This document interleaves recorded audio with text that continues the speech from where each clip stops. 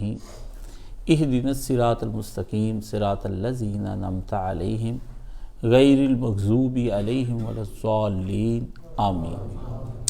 عزیزان گرامی، قرآن اور امام حسین کے ضمن میں یہ جو خطبے جا رہے ہیں، اس میں ایک موضوع گفتگو ہے کہ اصلاح یا انقلاب۔ میں نے پچھلے جمعے میں آپ کے سامنے یہ چند گزارشات رکھی تھی کہ اسلام یہ حکم دیتا ہے کہ ہم صرف اصلاح کریں، اسلام ہمیں انقلاب کا نہیں بتاتا۔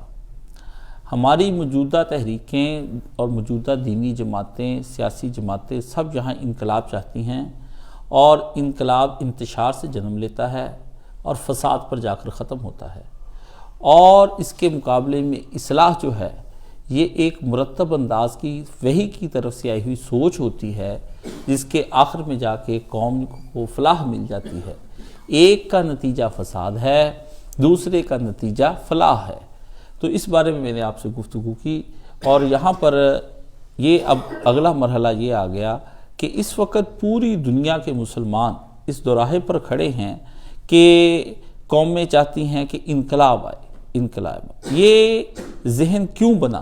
یہ ذہن اس لیے بنا کہ اس وقت دو ہماری جو رہنما اور قیادت ہیں، ان میں ایک ہے مذہبی قیادت اور ایک ہے آپ کی سیاسی قیادت۔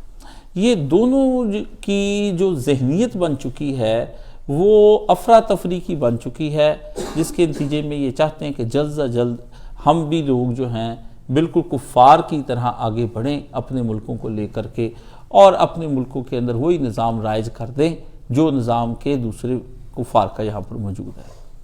اب یہ ایک جمود ہے، یہ ایک ایسی سوچ ہے کہ ان کا اس سوچ کے پیچھے کوئی بھی دینی یا کوئی وحی کے ذریعے سے آئی ہوئی رہنمائی نہیں ہے، بلکہ یہ تقلید ہے کفار کی کہ جنہوں نے اپنے ملکوں کے اندر انقلاب کا کام کیا۔ آپ دیکھتے ہیں ریاست روس کی بنتی ہے، یا آپ دیکھتے ہیں کہ فرانس کی ریاست بنتی ہے، یا آپ کے سامنے انقلاب ایران ہے، یا چائنا کا انقلاب ہے۔ تو اب آپ یہ سمجھتے ہیں کہ ہمارے ملکوں میں بھی ایسا انقلاب آنا چاہیے۔ روس کا کوئی نبی نہیں ہے عزیزو، روس کا کوئی نبی نہیں ہے عزیزو، چائنا کا کوئی نبی نہیں ہے، اور فرانس کا کوئی نبی نہیں ہے۔ یہاں آپ کے سامنے یہ بتا، آپ جس کے ہیں آپ نبی والے ہیں، رسول اللہ صلی اللہ علیہ وسلم، آپ کی رہنمائی خدا کر رہا ہے، اور خدا بذریعہ محمد کر رہا ہے۔ اس لیے آپ اپنے آپ کو دوسری قوموں کے ساتھ نہیں ملا سکتے، نہ تشابہ دے سکتے ہیں۔ اللہ کے نبی نے فرمایا جو کسی قوم کا کہ تشابہ اختیار کرے، قوم کے وہ نشانات جو امتیازی اٹھائے، تشابہ میں قوموں کے ساتھ نہیں چل سکتے ہیں، تو پھر ہم علمی اور فکری طور پر اور ایمانی اور عقیدے کے اعتبار سے ہم ان قوموں کے ساتھ کس طرح سے چل سکتے ہیں؟ یہ ناممکنات میں سے ہے۔ دراصل جب ہم مستعار لے رہے ہوتے ہیں تو اللہ کے نبی کی جو رسول ہو رہے ہیں، ابھی آپ لوگوں کو یہ نہیں پتا کہ توحید کے اندر نہیں، بلکہ نبی کی رسالت کے اندر بھی یہ شرک ہے کہ اوروں کے نظریات کو تسلیم کر دیا جائے، اور اوروں کی فکر کو لے لیا جائے، اور اوروں کی فکر کے اندر فلاح کو ڈھونڈا جائے، اور اوروں کی فکر کے پیچھے چل کر ہم اپنی اصلاح کرنے کی اگر کوشش کرتے ہیں تو یہ نبی کی رسالت کے اندر شرک ہو رہی ہے۔ اور توحید ہیں تو آپ اپنے ہوئے کہ لیکن میرے عزیزو، سوال پھر یہ باقی رہ جاتا ہے کہ توہین رسالت کا یہ حصہ کہاں جاتا ہے جب آپ غیروں سے اپنے اصلاح اور اپنی فلاح کے لیے ان سے بھیک مانگ رہے ہوتے ہیں۔ ایسے کفار کے ساتھ آپ اگر ان کے ظاہری طور پر، اللہ کے نبی نے کہا تم ان میں سے فکر اور ایمانیات ہی کر لیے، تو پھر آپ بتائیں آپ جو غور طلب ہے، جو تدبر مانگتا ہے، تفکر مانگتا ہے، جو ایک دفعہ آپ کو اس بات پر سوچنے پر مجبور کرتا ہے کہ تم سوچو تو صحیح تم کس مقام پر کھڑے ہو، تم سوچو تو صحیح کس مقام پر کھڑے ہو۔ اس لیے ان ایسی سیاسی قیادتوں اور اس لیے ان مذہبی قیادتوں جن کے پیچھے لگ کر آپ اپنے آپ کو تباہ کر رہے ہیں اور برباد کر رہے ہیں، یہ آپ کو چھوڑنی پڑیں گی۔ اس قیادت کے پیچھے لگیے جس کے پیچھے محمد رسول اللہ صلی اللہ علیہ وسلم کا دین کام کر رہا ہے. وہ آپ کے لیے قابل فلاح ہوگی, وہ آپ کے لیے جو اصلاح کے آپ کے اندر کر سکے گی, ورنہ فساد اور انتشار ہے. آپ دیکھ لیجئے کہ برسوں پہلے آج سے مشرف دور میں ایک عرب بہار کے نام پر ایک انقلاب چلا تھا. تیونس میں ایک لڑکے نے اپنے آپ کو آگ لگا لی تو پورے ملکوں کے اندر انقلاب کی ایک صورتحال پیدا ہو گئی. تو اب آپ یہ دیکھیے, عراق تباہ ہوا, افغانستان تباہ ہوا, لیبیا آپ کا تباہ ہوا. ہر جگہ پر دکھایا کیا گیا کہ عربوں کے اندر بہار آ رہی ہے. عرب اسپرنگ کے نام سے یہ کالم لکھے گئے اور انگریزوں نے لکھے اور امریکہ نے لکھے اور ہر ملک نے لکھے کہ ایک بہار عرب کی آ رہی ہے. جی دنیا اٹھ رہی ہے. دنیا اٹھ نہیں رہی تھی, دنیا ایک اور شیطانیت کے پیچھے چل رہی تھی. ہم نے اپنا وقت ضائع کیا ہے اور آج بھی ہم دوسری قوموں کے پیچھے لگ کر یہ کہتے ہیں کہ ہم قابل تقلید ہوں گے تو دوسری قوموں کے پیچھے لگ کر تقلید کریں گے. جب آپ کے پاس اسوہ حسنہ محمد رسول اللہ صلی اللہ علیہ وسلم کا ہے, آپ کے پاس اسوہ حسنہ خلفائے راشدین کا ہے, تو پھر مجھے بتائیے کہ آپ اور لیڈروں کو کس لیے اپنے لیڈر مان رہے ہیں جبکہ ان کے پیچھے کوئی نبوت کی صحبت نہیں انہوں نے حاصل کی اور کوئی دین انہوں نے آج تک حاصل نہیں کیا. آپ کو اپنے دین کی جانب لوٹنا ہوگا. جب تک آپ اپنے دین کی طرف نہیں لوٹتے, اور دین لوٹنے کا نام ہے کہ اتباع محمدی صلی اللہ علیہ وسلم, جب تک رسول اللہ صلی اللہ علیہ وآلہ وسلم کی اتباع ہوتی نہیں اور آپ اپنی انفرادی زندگیوں میں وہ اتباع لاتے نہیں اور آپ اپنی معاشرتی زندگیوں میں وہ اتباع لاتے نہیں, آپ کو فلاح نہیں مل سکتی کسی صورت میں. اس لیے یہ جو سالہ سال سے کئی سو سال سے ہمارے اوپر جو انجماد ہے اور جمود ہے وہ ہماری دونوں قیادتوں کے اوپر ہے. پہلے ان سے انحراف کیجئے, ان سے منہ موڑیے, ان سب سے, پھر آزاد خیال ہو کر سوچئے, خالی ذہن ہو کر خود کو سوچئے کہ میں کس مقام پر کھڑا ہوں, میں کس کے پیچھے چل رہا ہوں, میں کس کے پیچھے کام کر رہا ہوں, میری ذہنی, فکری, جسمانی یہ صلاحیتیں کس کے ساتھ ہیں, کس کے ساتھ جڑا ہوا ہوں. یہ جب تک پہلے آپ یہ نہیں سوچیں گے اتنی دیر تک آپ کو راستہ نہیں ملے گا. راستے کی تلاش کے لیے ایک لمبا تدبر چاہیے. افلا پوچھتا ہے کہ تم لوگ تدبر کیوں نہیں کرتے ہو. قرآن کہتا ہے ما لکم کیف تحکمون, تمہیں ہو کیا گیا ہے, یہ کس قسم کی حکم تم لگا رہے ہو, کن کے پیچھے تم چل رہے ہو. قرآن پوچھتا ہے کرتے ہو خدا کی آیات, خرابی کی جڑ کیا ہے. خرابی کی جڑ کہ خراب ہم کب ہوئے ہیں, اس خرابی کی اصل جڑ آپ کو ڈھونڈنی پڑے گی. یہ بڑی اہم چیز ہے. خرابی کی جڑ یہ ہے کہ ہم نے اپنا دینی فہم لینے کی ذرا سوچئے, یہ جملے آپ کے لیے قابل غور ہوں گے کہ ہم نے اپنا دینی فہم لینے کے لیے جو ترتیب بنائی تھی نا, جو ترتیب قرآن نے بتائی اس میں بگاڑ پیدا کر لیا ہے. ترتیب ہونی کیا چاہیے, ترتیب آپ کو اسوہ حسنہ نبی علیہ الصلوۃ والسلام سے ملے گی. لقد کان لکم فی رسول اللہ اسوۃ حسنہ. یاد رکھ لیں, میں آپ کو ایک بات بتا دوں, دنیا کے اندر کوئی صحابی, کوئی اہل بیت کا کوئی آدمی قابل تقلید اس حوالے سے نہیں ہے کہ آپ اس کو وہ اہمیت دیں جو نبی علیہ الصلوۃ والسلام کی اہمیت ہے. دنیا میں آپ کے لیے قابل تقلید اگر کوئی نمونہ ہے تو نبی علیہ الصلوۃ والسلام کی ذات عالیہ ہے. اس کے علاوہ کوئی ذات آپ کے پیچھے آپ نہیں کہہ سکتے. میں ہی آپ کو دین کی بات بتا رہا ہوں اور آپ کو مجھ میں اگر عیب دیکھتے ہیں تو یہ آپ اس عیب کو دیکھ کر مجھے چھوڑتے ہیں تو یہ آپ کی کمی ہے. آپ کو دین کی بات سننی ہے اور اس کے لیے تقلید دیکھ کرنی ہے محمد رسول اللہ صلی اللہ علیہ وسلم کی. آپ کو یہ نہیں کرنا میرا لیڈر یہ کہتا ہے, میرے سیاسی رہنما مجھے یہ کہتے ہیں, میرے دینی رہنما مجھے یہ کہتے ہیں, ہمارے مولانا صاحب نے یہ فرمایا ہے, ہمارے حضرت صاحب نے فرمایا ہے, شیخ المشائخ نے یہ فرمایا ہے, ہمارے غوث. نہیں, یہ آپ نہیں کہہ سکتے کسی صورت میں. اسلام کہتا ہے دین کے فہم کی ایک ترتیب ہے. اب ترتیب سنیے آپ کے فہم کی. سب سے پہلے آپ جہاں سے دین لیں گے وہ خود قرآن مجید ہے. خود قرآن مجید ہے. دنیا کی کتابوں کے مطالعے ہو رہے ہیں, ہر آدمی ہمارے پاس آتا ہے, جناب ہمیں یہ بتائیے کہ ہم کون سی کتاب کا مطالعہ کریں. اللہ وہ آدمی مجھ سے پوچھ رہا ہے جو ایمان محمد رسول اللہ صلی اللہ علیہ وسلم پر لایا ہے, اور کتاب مجھ سے پوچھ رہا ہے میرے بھائی تیرے یہ سوال کے پیچھے چھپا کیا ہے. تو اس کتاب کو لے جس پر تو ایمان لایا ہے, اسی کے اوپر ایک کتاب اتری تھی, تجھے اسی کتاب کو لے کر چلنا ہے. تو ایمان مجھ پر نہیں لایا اس لیے مجھ سے کتاب کیوں سلیکٹ کرواتا ہے. کتاب تم نے جس شخصیت کو سلیکٹ کیا رہنما اپنا بنایا تو وہ شخصیت اللہ نے بغیر کتاب کے نہیں آپ کو بھیجی ہے۔ رسول اللہ کی زبان مبارک حق ترجمان ہے، جو حق نے چاہا وہ اللہ کے نبی کی زبان پر جاری فرما دیا، جو حق نے چاہا وہ اللہ نے اپنی مدعا اپنی چاہت اپنے قرآن میں رکھ دی، اور پیارے نبی علیہ السلام کے قلب اقدس پر اتارنے کے بعد وہ امانت آپ کو من و ان رسول اللہ نے ویسے ہی آپ کو دے دی۔ نہ نبی نے اس میں تخفیف کی، نہ نبی نے اس کے اندر کوئی ترمیم کی، نبی نے وہ امانت ویسے ہی لی اور ویسے ہی آپ کے سامنے رکھ دی، اور بھرپور تفسیر کے ساتھ رکھی، اور بھرپور تفسیر کے ساتھ۔ کوئی آدمی پوچھے کہ نبی علیہ السلام کی جو امانت ہے اس کی تفسیر کیا ہے، آپ سے کوئی پوچھے کہ نبی علیہ السلام نے جو تفسیر کی ہے وہ کیا ہے، تو اس کو میں آپ کے سامنے کہوں گا کہ اقوال نبوت افعال نبوت، نبی کے قول اور نبی کے کہے ہوئے سارے کام قرآن مجید کی تفسیر ہے، اس سے بڑی تفسیر کوئی اور نہیں ہے۔ خود خلق محمدی صلی اللہ علیہ وآلہ وسلم نبی علیہ السلام کی ذات جو ہے، آپ کے اخلاق ہوں یا آپ کا کردار، آپ کے منہ سے نکلے ہوئے جملے ہوں یا آپ علیہ السلام کے اعمال، یہ سب قرآن مجید کی تفسیر ہیں، یہ سب قرآن مجید کی تفسیر ہیں۔ قرآن کی تفسیر الگ سے لکھنے کی رسول اللہ کو ضرورت نہیں تھی، رسول نے جو قرآن نے چاہا اس پر عمل کر کے پوری دنیا کو دکھا دیا اور ڈنکے کی چوٹ پر دکھایا۔ نبی نے اپنے حجرے کے اندر نہیں عمل کر کے دکھایا، نبی نے میدان ہو جہاد کے یا مسجد کے، نبی نے دونوں جگہوں پر لوگوں کے سامنے واضح ہو کر عمل کر کے دکھایا کہ یہ میں عمل کر رہا ہوں اور اس کے مطابق تم اپنی زندگیوں کو ڈھال لو۔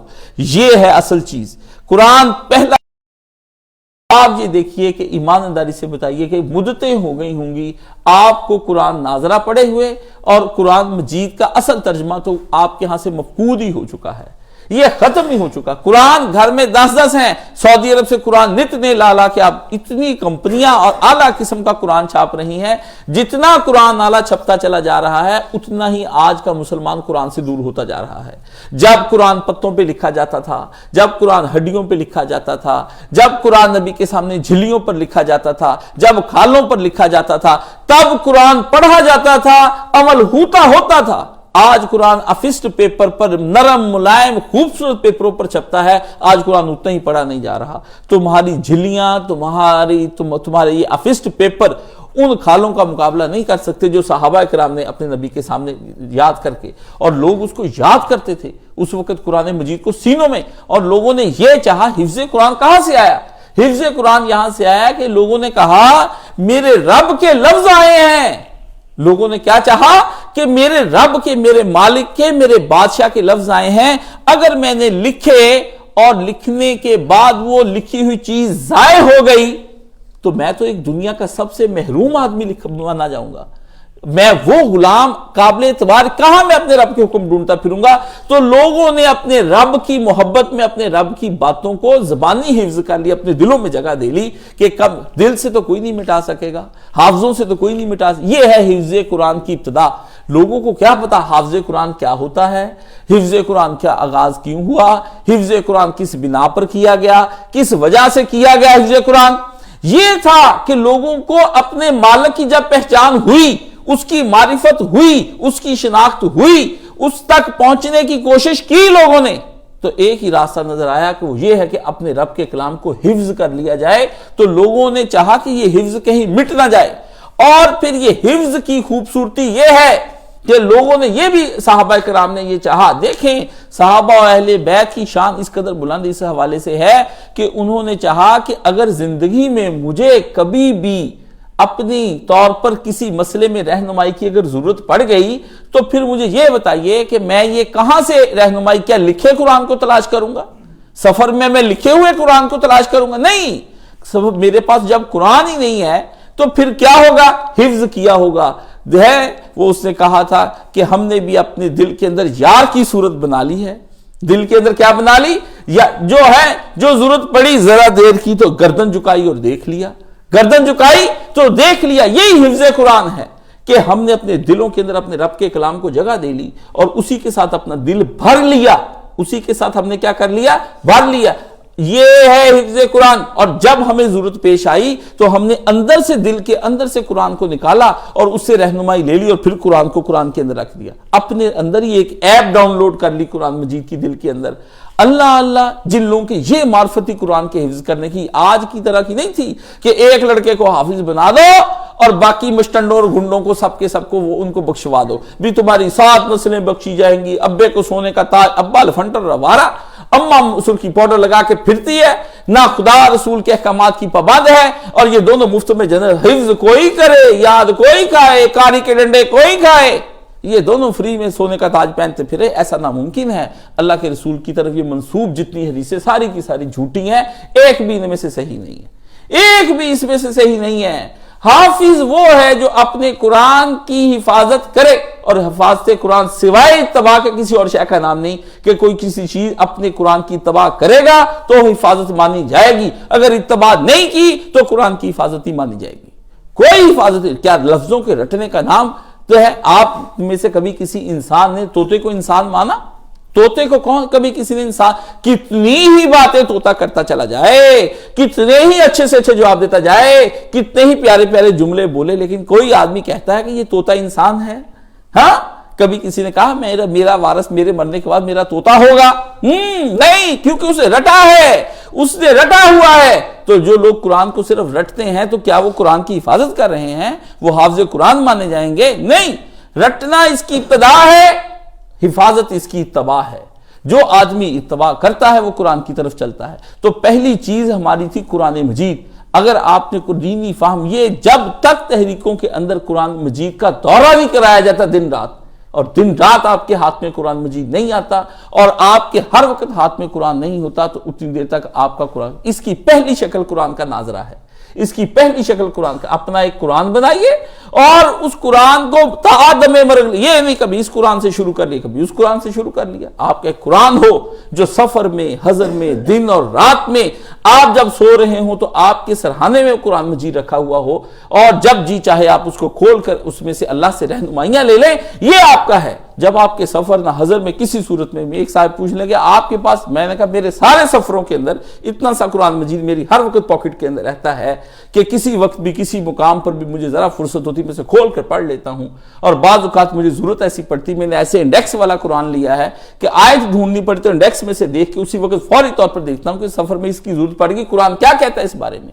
الحمدللہ خدا نے مجھے ایک ایسا نسخہ عطا فرمایا ہے، بڑی مدتوں کے بعد وہ مجھے حاصل ہوا سعودی عرب سے، اب وہ میرے سرحانے پڑا رہتا ہے، اسے کھولتا ہوں، پڑھتا ہوں، اس میں تدبر کرتا ہوں، چھوٹی چھوٹی تفسیر اس کے اندر۔ تو قرآن اصل چیز ہے، قرآن اصل چیز ہے۔ اگر آپ کا اپنا ذاتی نسخہ نہیں نا ابھی تک کسی کے پاس، تو اپنی خیر منا لے، اپنی خیر منا لے۔ جس کے پاس ذاتی نسخہ نہیں قرآن مجید کا ہے، اللہ اکبر کیا وقت تھا، ایک تابعی نے مرنے کے وقت اپنے بیٹے کو بلایا، اپنی کوٹھڑی میں داخل کیا، اور پتر، ہاں جی ابا دنیا سے جا رہا ہے۔ ہاں انہوں نے کہا اچھا ابا جی دنیا سے جا، ابا جی بتائیے؟ کہا پتر اس کوٹھڑی کے اندر کوئی گناہ نہ کری، یہ وراثت میں تجھ کو دے کے جا رہا ہوں، تیرے ابے نے 18,000 مرتبہ اس میں قرآن مجید ختم کیا، 18,000 اس گھر کے اندر گناہ نہ کری، تیرے باپ نے حفظ کے اندر 18,000 دفعہ قرآن مجید یہاں ختم کیا، دن رات خدا کے اندر۔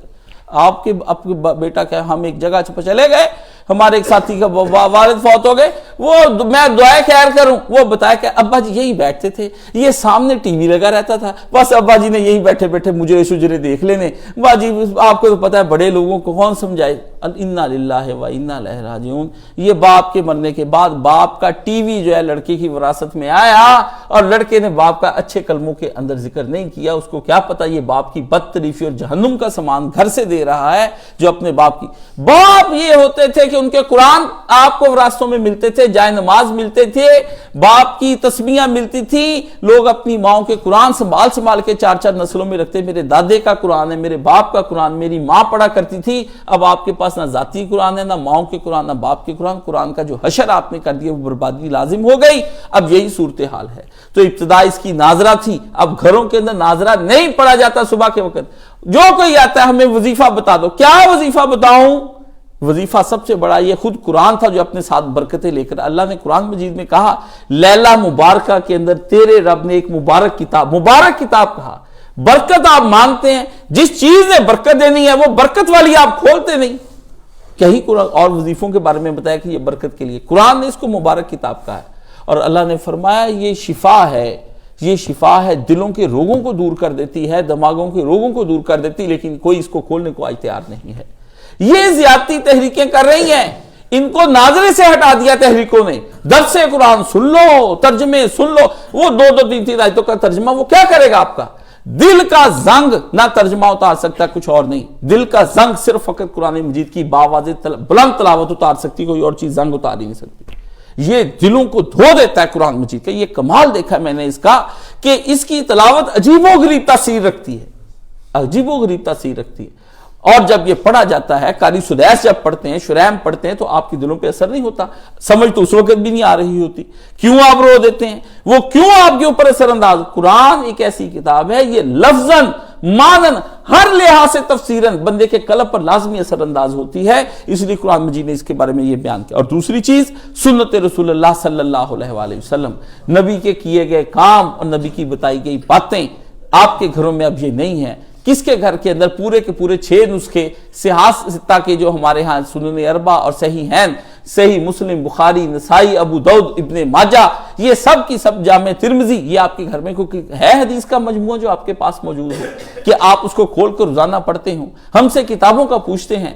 دنیا میں یاد رکھیے، دنیا میں سب سے زیادہ بدبخت قوم ہم ہیں جن کو اپنے نبی کی سیرت کا ہی نہیں پتا ہے۔ میں بڑے لوگوں سے پوچھتا ہوں کہ کوئی آدمی مجھے یہ تو بتائے کہ اپنے نبی کی کون سی سیرت آپ نے ختم کی۔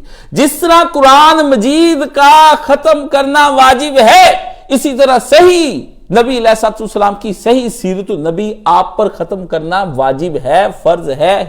حشر کے دن اس کا پوچھیں گے کہ تم نے میرے نبی کی زندگی جو قرآن مجید کی تفسیر تھی اس کو تم نے ختم کیا تھا کہ نہیں، اس تفسیر کو کہ نہیں ختم کیا تھا۔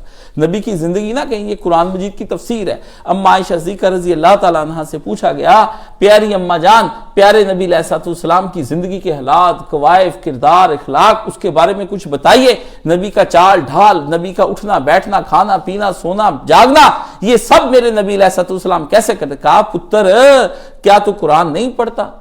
کیا تو قرآن نہیں پڑھتا؟ اسے کہا اماں پڑھتا ہوں۔ فرمایا تیرا نبی قرآن کے خلاف کرتا ہی کچھ نہیں تھا، جو قرآن تو پڑھ ہے وہی تیرا نبی کرتا تھا، اس کے علاوہ کچھ اور تیرا نبی پتر نہیں کرتا تھا۔ یہ ام المومنین نے بہترین تفسیر اللہ کے نبی علیہ الصلوۃ والسلام کو بتایا ہے کہ اللہ کے نبی تفسیر قرآن، اللہ کی کتاب، اس کی تفسیر سیرت نبی صلی اللہ علیہ وآلہ وسلم ہے۔ یہ دو چیزوں کے ذریعے جب آپ کو پکی سیرت، کچی سیرت نہیں، روایات نہیں کہ مائی حلیمہ نے ادھر کو جو ہے وہ بکریاں بھیج دی تھی، آتش کدہ ایران بجھ گیا تھا، بت سجدے میں گر گئے، فلانے نے یہ کر دیا، حضور کی دادیوں کے نام اتنے ہیں، نانیوں کے اتنے ہیں، چاچے اتنے، یہ سیرت نہیں ہے۔ یہ تو نبی کا نسب نامہ ہے، یہ تو نبی کا نسب نامہ ہے۔ حضور کے اتنے گھوڑے تھے، اتنی تلواریں تھیں، حضور کا نسب نامہ بیان کرنا شروع کرو، نبی علیہ الصلوۃ والسلام کا حتی آدم تک جاؤ۔ اللہ نے کہا آپ کو اللہ نے بتایا یہ نسب نامہ؟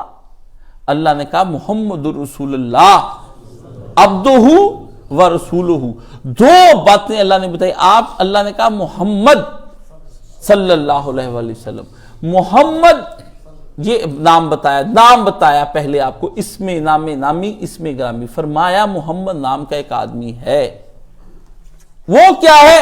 عبدہ، اس کے اندر دو صفتیں ہیں، ایک تو یہ ہے کہ وہ تیرے رب کا حقیقی بندہ ہے، ورسولہ، دوسری بات یہ ہے کہ اس نے جو بندگی کی ہے، اس بندگی کرنے کے بعد اللہ کے کچھ پیغامات ہیں وہ تم تک پہنچا رہا ہے۔ یہ نبی کا انٹروڈکشن اللہ نے کروایا۔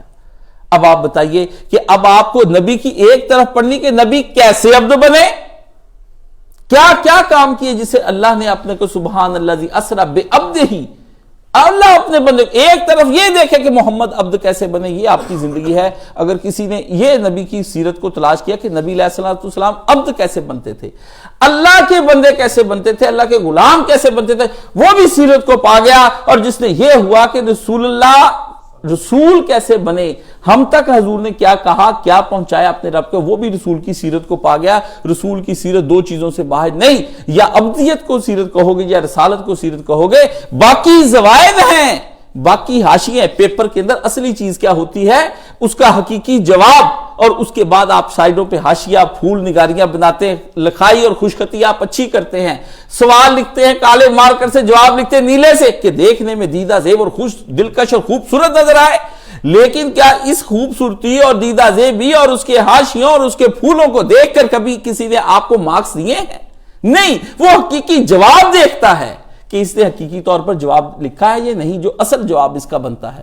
اس لیے زوائد کو اکٹھا کر کے کوئی آدمی کہ ہمارے نبی نے یہ معجزے کر دیے، ہمارے نبی کے ہاتھ پہ یہ ہوا، آپ کی ہاتھ لگنے سے دودھ جو بڑھ گیا، یہ باتیں نبی کی نبوت کو ثابت کرتی ہیں کہ یہ نبی ہے، لیکن نبی حقیقت میں کرنے کیا ہے اور بتانے کیا، یہ اس کو ثابت نہیں کرتی ہیں، یہ اس کو ثابت نہیں کرتی ہیں۔ اس لیے آپ نے دینی فہم کے اندر خرابی پیدا کر لی، پہلے قرآن مجید چھوڑا، بعد میں سیرت نبی چھوڑی، اور آخر میں آ جاتا ہے کہ کوئی نیا مسئلہ دین میں آ جائے تو آپ کو اس کے بارے میں اجتہاد کرنا ہوتا ہے، جو آپ کے علماء کا کام ہے کہ وہ سوچیں کہ ہمیں قرآن اور سنت کو سامنے رکھ کر اجتہاد کریں گے، اور یہ موجودہ دور میں ہم کس طرح سے دین کے فہم کو لے کر چلتے ہیں، یہ اصل میں ہے۔ لیکن ہوا کیا؟ ہوا یہ کہ پھر یہ ہوا کہ یہ ترتیب آپ نے الٹ دی، یہ ترتیب آپ نے الٹ دی۔ آپ نے پہلے تو اپنی زندگی اپنے مطلب سے گزارنی شروع کر دی، اجتہاد کرنا شروع، اجتہاد تھا آخر پر آپ نے اجتہادی زندگی شروع کر دی۔ مجھے فلانا اچھا لگتا ہے، مجھے فلانے کی آواز اچھی لگتی ہے، فلانے کا سٹائل اچھا لگتا ہے۔ اللہ نے کہا آپ کون ہوتے ہیں یہ بات کا فیصلہ کرنے والے؟ آپ تحمل سے اس بات کو سنیے۔ اجتہاد کیا ہوا؟ آج دین کے اندر یہ غامدی اور دیگر لوگ آپ دیکھتے ہیں من مرضی کے مسئلے کرے جا رہے ہیں، کریں آپ جی، میں نے یہ سوچا، میرا فہم یہ کہتا ہے، میرا احساس یہ کہتا ہے۔ تم کون ہوتے ہو یہ فہم اور احساس نصوص کے مقابلے میں لانے والے؟ تم کون ہوتے ہو نبی کی کرسی پر بیٹھنے والے؟ تم کون ہوتے ہو رسول اللہ صلی اللہ علیہ وسلم کی باتوں کو توڑنے موڑنے والے؟ ڈائریکٹ احکامات جو آ گئے، کیا پیغمبر صلی اللہ علیہ وآلہ وسلم کی زبان اقدس اتنی بھی فصیح نہ تھی کہ وہ تم تک سارے وہ احکامات بیانے ہی پہنچ جاتے جیسا کہ صحابہ کو بتائے تھے؟ اتنے بھی فصیح نہ تھے کہ جو تم آج اس کی ایسی تشریحات کر رہے ہو، جو خدا اور رسول اور جبریل پر داغ اقبال نے کہا تھا، خدا، رسول اور جبریل تینوں حیران ہیں، ملا جو دین کی تفسیر کر رہے ہیں، یہ تو ہم نے کبھی کہی نہیں، یہ کون سی تفسیر ہمارے سامنے آ گئی ہے، یہ کون سی تفسیر ہمارے سامنے آ گئی؟ ہاں، اور اس کے بعد پھر آپ نے کیا کر لیا؟ سنت رسول۔ دوسرے مقام پر پھر آپ نے مرضی کی سنتیں بنا لی، جو یہ کام نہیں کرتا وہ مسنون نہیں ہے، جو یہ نہیں کرتا یہ نہیں ہے، مرضی کی سنتیں، مرضی کے معجزے، جب جی چاہے میلاد النبی کھڑکا دو، کر دو، ہاں، کسی کو کیا، اس میں من مرضی کے گانے لگاؤ، ناچو گاؤ، کھاؤ پیو، حب رسول کے ایک نئے تقاضے پیدا کر دیے آپ نے، جو کہ حب رسول کے تقاضے نہیں ہیں۔ آپ اس کو حب رسول سمجھ کر کیا، لیکن وہ اللہ کے رسول کو قبول نہیں ہے۔ اگر یہ کروانا ہوتا تو نبی علیہ السلام اپنے صحابہ کو حکم دیتے، اور پھر آخر میں آپ نے رکھ دیا قرآن مجید، ہاں، کہ قرآن مجید بیچارے کی کوئی اہمیت نہ رہ گئی، سوائے اس کے کہ سال بھر کے بعد آپ تراویح شریف پڑھ لیا کریں، اور جو بھائی ختم شریف دلاتے ہیں وہ ختم شریف دلا دیا کریں، اور جو بھائی اور زیادہ پڑھے لکھے ہیں وہ سورت بقرہ گھر میں چلا لیا کریں، تاکہ جادوگر آپ کے گھر میں جادو نہ کر سکے، اور آپ کا رزق کہیں بند نہ ہو سکے، اور وہ رزق جو آپ نے اپنے للے تللوں پر لگانا ہے، وہ حلال رزق کہیں وہ بند نہ ہو جائے۔ سورہ مزمل پڑھو، سورہ یاسین صبح کو پڑھا کرو، 5 سورہ پڑھا کرو، باقی صورتیں کون پڑھے گا؟ 5 صورتیں عورتوں کو لگا دیا آپ نے اس کام پر۔ ہاں، قرآن مجید کی بے حرمتی اس سے زیادہ کسی قوم نے نہیں کی جتنی ہم کر رہے ہیں، اس ترتیب کے ذریعے سے نتیجہ اس کا یہ نکلا کہ ہمارے اوپر فکری جمود چھا گیا، ہمارے اوپر مذہبی طور پر فکری جمود چھایا، اور فرقہ پرستی کی شکل میں ہمارے سامنے آ گیا۔ اب اتنا فرقہ پرستی پھیل گئی ہے کہ ایک ہندوستان کے اندر شادی ہو رہی ہے، دولہا نے سیرے لگائے ہوئے ہیں، دولہا آگے جا رہا ہے، پیچھے ایک بریلوی مولوی پیچھے مائک میں پکڑ کے کیا کہہ رہا ہے؟ حضرات، بادعقیدہ وہابی اور دیوبندی اس شادی میں شریک نہ ہو، جو کوئی وہابی دیوبندی شادی میں شریک ہے، ہماری اسے التماس ہے ہمارے دولہا کی برات کو خراب نہ کرے، وہ ہم سے الگ ہو جائے۔ یہ آپ کے ہاں کی صورتحال بگڑتی جا رہی، یعنی آپ کہنے کو تو سائنس کی 21ویں صدی میں جی رہے ہیں، اور جب آپ کے اعمال دیکھے جاتے ہیں تو آپ سٹون ایج غاروں کی دنیا میں رہ رہے ہیں، اس سے بھی بدتر کہیں وحشی قبیلوں کے سردار لگتے ہیں۔ یہ آپ کے اندر مذہبی جمود پیدا ہوا، اور فرقہ پرستی کی گھر گھر داستانیں ہو گئی۔ اب باپ بیٹے کو قبول کرنے کو تیار نہیں، بیٹا باپ کو قبول کرنے کو تیار نہیں، مائیں بچے گھر گھر میں لڑائی ہو گئی۔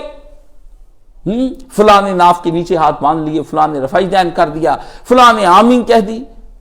اتنا یہ شور و گل ہو گیا کہ ابھی لڑکا کل بتا رہا تھا کہ ایک صاحب نے یہاں پہ اتنا شور و گل کیا، انہوں نے ہمیں وہاں بھی کہہ کے مسجد سے نکال دی.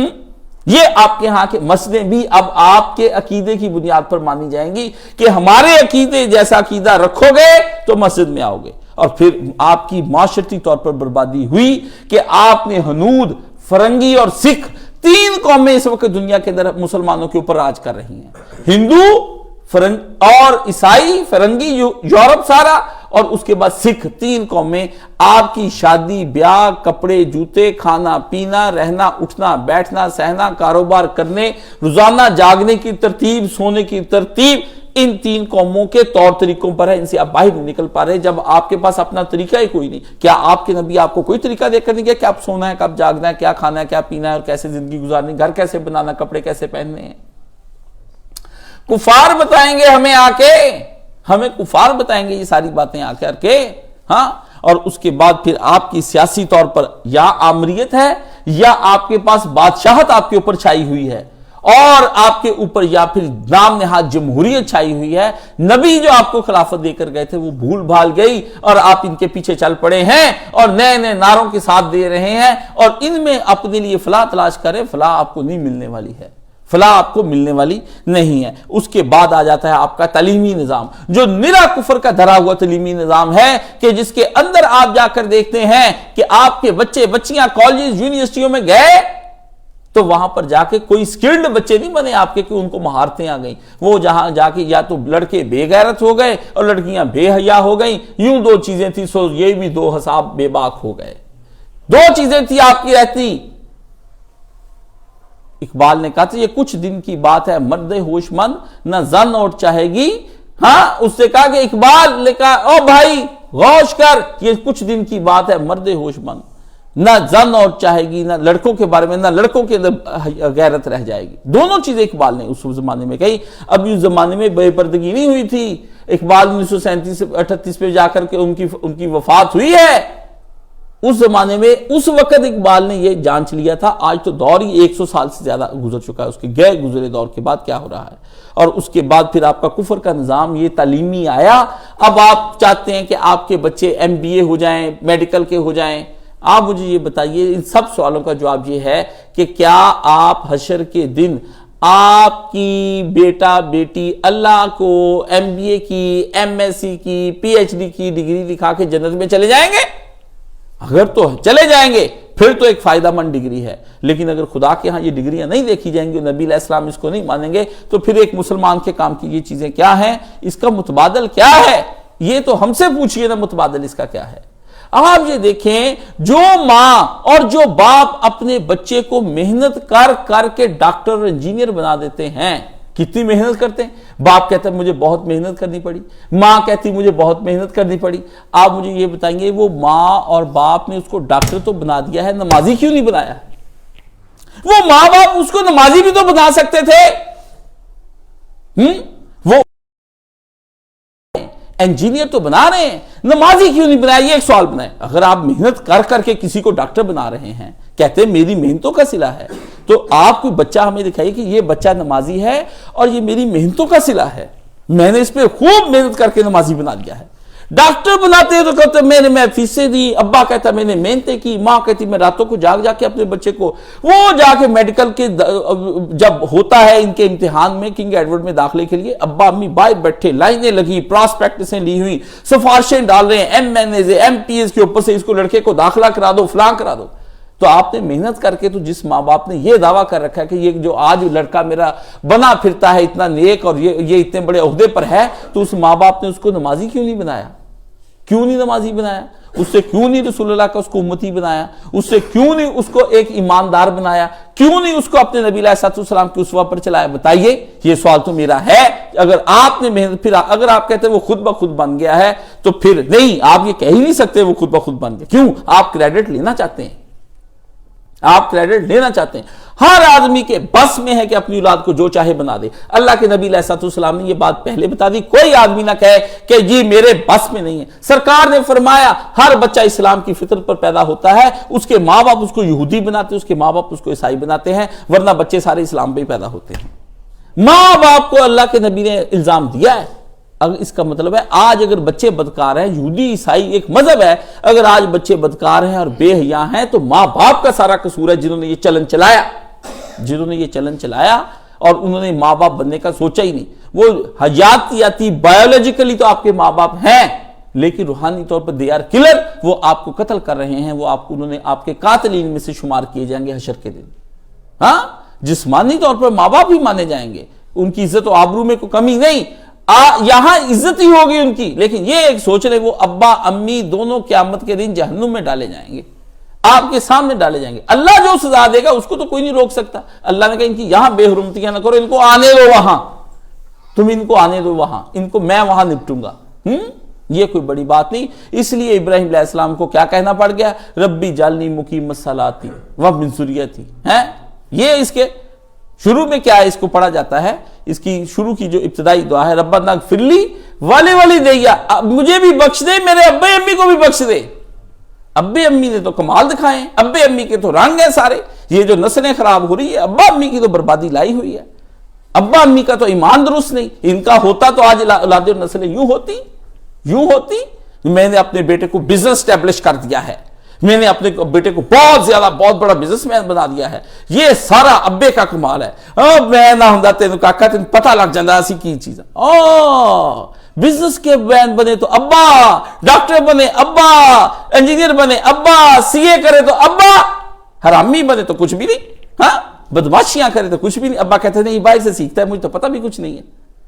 یہ نہ کریں, یہ تماشا کچھ نہیں ہونا. فرمایا اگلا ہمارا ہے عسکری طور پر ہمارا جمود. عسکری طور پر ہم فوج کے طور پر کیا, ہر مسلمان پر جہاد فرض تھا. کیا ہوا؟ اب آپ اتنے بزدل ہو گئے کہ آپ کے گھر میں ڈاکو آتا ہے تو آپ اس کو مار نہیں سکتے, بلکہ ہاتھ میں پسٹل بھی ہو تو آپ کانپتے رہ جاتے ہیں. مسلمان اپنے ہی ہاتھوں ہتھیاروں سے ڈرنے لگ گئے, فوجیں بن گئی, پولیس بن گئی. ورنہ KPK اور دائیں بائیں آپ جہاں جس کے پاس ہتھیار ہوتے اسے لوٹتے, وہاں لوٹ مار اور قتل و غارت بھی وہاں پہ نہیں, پتا ہے دوسری جان سے بھی گولی آئے گی. بزدل بنا دیا آپ کو بزدل بنا دیا, اور آپ کی افواج کے ذہن میں یہ بات ڈال دی کہ نہیں آپ دنیا کے اندر سیکولر ہیں, آپ کو کچھ نہیں چاہیے, اپنے ملکوں کو فتح کرتے رہو, دوسروں کو فتح کرنے کی ضرورت نہیں. تو آپ برباد ہو گئے. اس لیے ان آثار کی تقلید میں آپ نے جو نیا رنگ و روغن اپنے اوپر ڈال لیا ہے, یہ بھی آپ کی بربادی کر رہا ہے. اور آخری جو ابھی اس وقت جملے میں یہ کہنا چاہتا ہوں کہ اغیار کی تقلید میں آپ نے اپنے یہ جتنے کفار ہیں ان کی تقلید میں آپ نے اپنے جو پہلے آثار تھے, آپ کے جو بڑے تھے, جو آپ کو دین کا کام کر کے دے کے گئے ہیں, آپ نے ان کی تذلیل کرنی شروع کر دی. ہیں جی, اٹھے وہابی, امام ابو حنیفہ کو کیا آتا تھا جی, ان کو 13 حدیثیں آتی تھی جی, فلانا آتی تھی. یہ کوئی بات ہے کرنے والی باتیں؟ یعنی عوام کی زبان لمبی کر دی, علماء کے بارے میں لمبی کر دی. مولانا طارق جمیل ایکسپوز, ڈاکٹر اسرار ایکسپوز, مولوی اسحاق ایکسپوز, محمد علی مرزا ایکسپوز, کاشف علی ایکسپوز. اس پہ جا کے دیکھ لیں. جو کوئی ہماری غلطیاں ہمارے منہ سے نکل جاتی سبقت لسانی کی بنا پر, اپنے ہی لوگ ان کو دہرا کر, او جی وہ تو مولوی پکڑا گیا, وہ تو جی مولوی کو بتایا مفتی نعیم کے اکاؤنٹ سے 9 کروڑ نکلے ہیں, مولوی فضل الرحمان تو ڈیزل ہے. گالیاں دو اپنے موجودہ حکمران, جو اب ان کی تذلیل کر دی. اور یہ کس نے کروائی؟ یہ انگریز نے کروائی. اور آپ کو کہا گیا جی ہمارے ممبر و محراب سے سچ نہیں بولا جاتا. تو جو سچ بول رہے ہیں آپ اس کو قبول بھی کتنا کر رہے ہیں؟ جو سچ بول رہے ہیں آپ اس کو قبول بھی کتنا کر رہے ہیں؟ بتائیے نا. جنہوں نے سچ بولا تو عوام نے کتنی گالیاں, اسی عوام نے گالیاں دی. تو تذلیل کی جب آپ نے اپنے بڑوں کی, تو اس کے اندر موجودہ جتنی بھی انقلابی تحریکیں ہیں ان میں مرض کی بجائے مریض کی اصلاح کو کوئی فوقیت حاصل نہیں ہے, بلکہ وہ آج سے آگے بے اعتدالی بڑھتے ہوئے یہ معاشرہ آگے سے آگے چلتا جا رہا ہے. بے اعتدالیاں بڑھتی چلی جا رہی, جس کے نتیجے میں بربادی پہ بربادی ہوتی چلی جا رہی ہے. اور جس کا نتیجہ یہ نکل رہا ہے کہ ہمیں اب کیا کرنا ہے, جو یہاں لوگ آتے ہیں میرے پاس, میں ان کو کہتا ہے ہماری راہ ایک اسلامی معاشرہ ہے.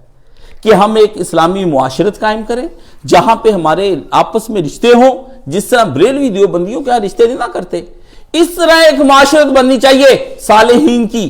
اپنی بیٹیاں غیر صالح لوگوں کو نہ دیں، اپنے بیٹے غیر صالح لوگوں کے ہاں نہ بیاہیں۔ یہ آپ کی بربادی اس لیے ہوتی ہے کہ آپ لالچ کر کے اپنی برادری، اپنی قوم، اپنی رنگ، اپنی زبان کو ترجیح دیتے ہیں، جس کے نتیجے میں آپ کی نسلیں گندی ہو جاتی ہیں۔ ایک صالح بیٹی کو جب ایک غیر صالح بدکار آدمی کے ساتھ دولت کی بنا پر اور اس کی شہرت اور اس کے حسن کی بنا پر آپ بیاتے ہیں، وہ بیٹی ضائع کر دی تم نے۔ ایک بیٹے کو جو بری دلہن لا کے دے دیتے ہیں، وہ بیٹا ضائع کر دیا تم نے۔ اب تمہاری نسلیں گندی ہونی شروع ہو جائیں گی۔ نیک لوگ ہوتے، آپس میں نیک رشتے کرتے تو باہر تو نہ جاتی بات، یہ دن تو نہ ہوتے۔ یہ بربادی اس لیے ہوئی کہ میاں بیوی کا ہم آہنگ نہ ہونا۔ آپ دیکھ لیں یورپ کے اندر وہ بغیر شادی کے رہتے ہیں اور وہ چیک کرتے پہلے کہ ہم دونوں کی مینٹل سیٹنگ ہے، نہیں ہوتی وہ چھوڑ کر چلے جاتے ہیں۔ اس کو کہتے ہیں live in with relationship. Relationship میں ہم رہ رہے ہیں، ہماری تعلق داری چل رہی ہے ساری دونوں دی آج کل۔ ہاں، اس میں وہ دیکھتے ہیں کہ ہم جنسی طور پر یا معاشی طور پر یا باتیں کرنے کے طور پر ہم ہنگ ہیں، سیم مینٹیلٹی رکھتے ہیں یا نہیں۔ آپ کی اس لیے ہوتا ہوا کیا ہے کہ باطل کی قوتیں ہم پر پوری طرح ظاہری طور پر تو غالب نہیں، لیکن باطنی طور پر اتنی غالب ہے کہ ہم بزدل ہو چکے ہیں، ہر طرح سے غالب ہیں۔ ہمارے سارے امراض زیادہ تر اندرونی اور ذاتی ہیں۔ آپ سازشیں نہ کہا کریں جی امریکہ نے سازش کر دی، فلانے نے سازش کر دی۔ سازش ہم نے اپنے خلاف خود کی ہوئی ہے، دین کو نہ سمجھ کر، دین کو نہ پڑھ کر، دین کا فہم نہ لے کر کے۔ اور حالات اصلاح کے متقاضی ہیں نہ کہ انقلاب کے۔ اس وقت آپ کی اصلاح ضروری ہے اس وقت، لیکن گروہ اصلاحین جو ہے سب سے بڑا مسئلہ آپ کا فکری جمود ہے۔ پہلے آپ کا ذہن توڑنا پڑے گا، ہمیں مار کے ایک عالم اٹھے توڑے آپ کی ذہنیت کو کہ آپ کا اصلی مسئلہ کیا ہے۔ آپ کا اصلی کیا آپ اللہ کے بندے ہیں؟ اللہ کے بندے ہیں تو آپ کی طرز معاشرت الگ ہونی چاہیے، اس کے لیے الگ سے کام کرنے۔ اگر آپ مجبوریوں کے بندے ہیں، نہیں میری یہ مجبوری ہے، میری یہ مجبوری، تو پھر ہر ایک کی مجبوری ہے۔ یہ مجبوریاں حشر کے دن آپ کو قیامت کے دن جہنم میں لے جائیں گی اور جہنم کا ایندھن بنا دیں گی۔ یہ مجبوریاں ہمیں بدلنے نہیں دیتی۔ فرمایا اس سے بڑی یہ ہے کہ اس سے بھی بڑا مسئلہ یہ ہے کہ ہم کفار کی اندھی تقلید کرتے چلے جا رہے ہیں، اندھی تقلید کرتے چلے جا رہے ہیں۔ جو وہ کہتے ہیں آپ کے ملک کا یہ معاشی بحران جو آیا ہے، یہ کہاں سے آیا ہے؟ یہ کفار کا لایا ہوا ہے۔ آپ زیادہ کھانے لگ گئے ہیں، وہ آپ کو 1 ارب روپیہ دیتے ہیں اور 10 ارب اس کا سود بنا دیتے ہیں۔ آپ کبھی اتار ہی نہیں سکتے۔ جب جائیں گے، یہ آپ جائیں گے ان کو قسط دینے، وہ کہیں گے جب آپ کی قسط اور بڑھ گئی ہے، اور بڑھ گئی ہے، اور بڑھ گئی ہے، اور بڑھا جی ہم گلیاں بنا رہے ہیں۔ آپ قرضہ کیا چاہیے؟ او جی ہم سڑکیں بنا رہے ہیں۔ اس قرضے کیا کہا؟ او جی گٹر بنا رہے ہیں۔ قرضے لے کے گٹر بنائیں، گلیاں بنائیں، گٹر ہی پیدا ہونے دماغ بھی۔ قوموں کے اندر گلیاں سڑکیں کچھ اہمیت رکھتی۔ نبی علیہ السلام نے مدینہ داخل ہوتے ہی آپ نے گلیاں سڑکیں اور پارک نہیں بنوائے، ہسپتال نہیں بنوائے۔ نبی کے صحابہ کی صحت ویسے ہی بڑی اچھی تھی، وہ روٹی بڑی کم کھاتے تھے، وہ روٹی بڑی کم۔ آپ تو فوڈی لور ہے نا، وہ باٹی فلانے کی، سانے کی کڑائی تو فلانے کی ہے چانپے، اور اس کا یہ اور اس کا وہ۔ نبی کے صحابہ کے پاس روٹی کہاں تھی؟ صحابی کہتے ہیں کہ جب ہم شیب ابی طالب سے باہر نکلے ہیں تو یقین جانو ہم پخانہ نہیں کرتے تھے، بکری کی مینگنوں کی طرح کے خشک پخانے ہمیں آتے تھے۔ اور ایک صحابی کو ایک دفعہ پیٹ صاف ہو گیا، پھسل کے سارا باہر نکل گیا، تو وہ صحابی باہر آ کے رونے لگ گئے۔ کسی نے پوچھا آپ کیوں اس طرح روتے ہیں؟ انہوں نے فرمایا اب تر روٹیاں ملنے لگ گئی ہیں، یہ نہ ہو کہ یہ روٹیاں ہمیں دنیا کے اندر ہی اللہ نے ہماری ان محنتوں کا صلہ دے دیا اور آخرت میں ہمارا حصہ ہی کوئی نہ ہو۔ یہ تر روٹیاں کوئی اچھی علامت نہیں ہے۔ میرا بیٹا گھی کے بغیر روٹی نہیں کھاتا ہے، یہ میرا پت پروٹھا کھاندا، انہوں عادت ہے نا ڈیلی مکھن کھاندا، یہ میرا میں پت آمدنیاں کرنے کے لیے، یہ کوئی بات ہے کرنے والی؟ اللہ کے نبی کے صحابی یہ سوچ سوچ کر پریشان ہوں۔ ہم کہتے ہیں ہم اتنا گھی کھا رہے ہیں کہ جگر کے سارے ڈاکٹر خدا کا واسطہ گھی بند کر دو، خدا کا واسطہ ہیپاٹائٹس گھی سے ہو رہا ہے، بند کر دو۔ ادھر گھی ملتا نہیں، یہاں گھی بند کرا رہے ہیں، ہاں جی جیلا ڈال کے صبح لاہور کے اندر اتنا سارا ڈالتا ہے، وہ ڈالی جا رہا ہے، سب میرا کھائی جاؤ، ہارٹ اٹیک کرائی جاؤ، ہارٹ اٹیک کرائی جاؤ۔ ہاں یہ اسلام کا،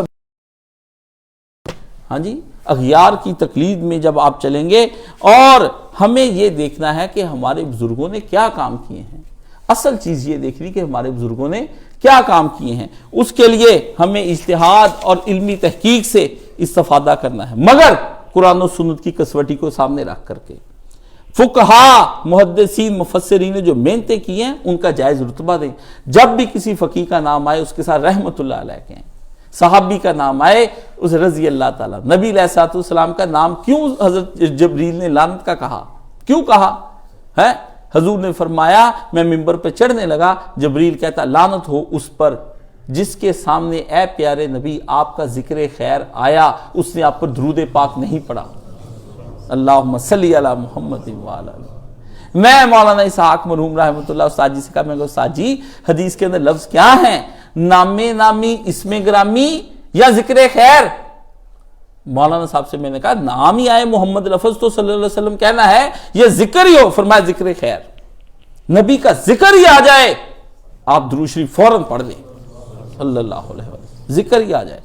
اتنا یہ ذکر ہے کہ یہ اتنا اپنے پیارے نبی کا، ہمیں یہ ہمارے نبی کا حق ہے ہم پر، یہ کوئی آپ اپنے نبی پر احسان نہیں کر رہے، احسان نہیں کر رہا کوئی آدمی درود شریف پڑھ کے، اپنی آنکھ پر سوار ہے۔ فرمایا جو مجھ پر صبح شام 10 بار درود شریف پڑھ دے، حشر کے دن میں اس کی شفاعت کے لیے لازم وہاں موجود ہوں گا۔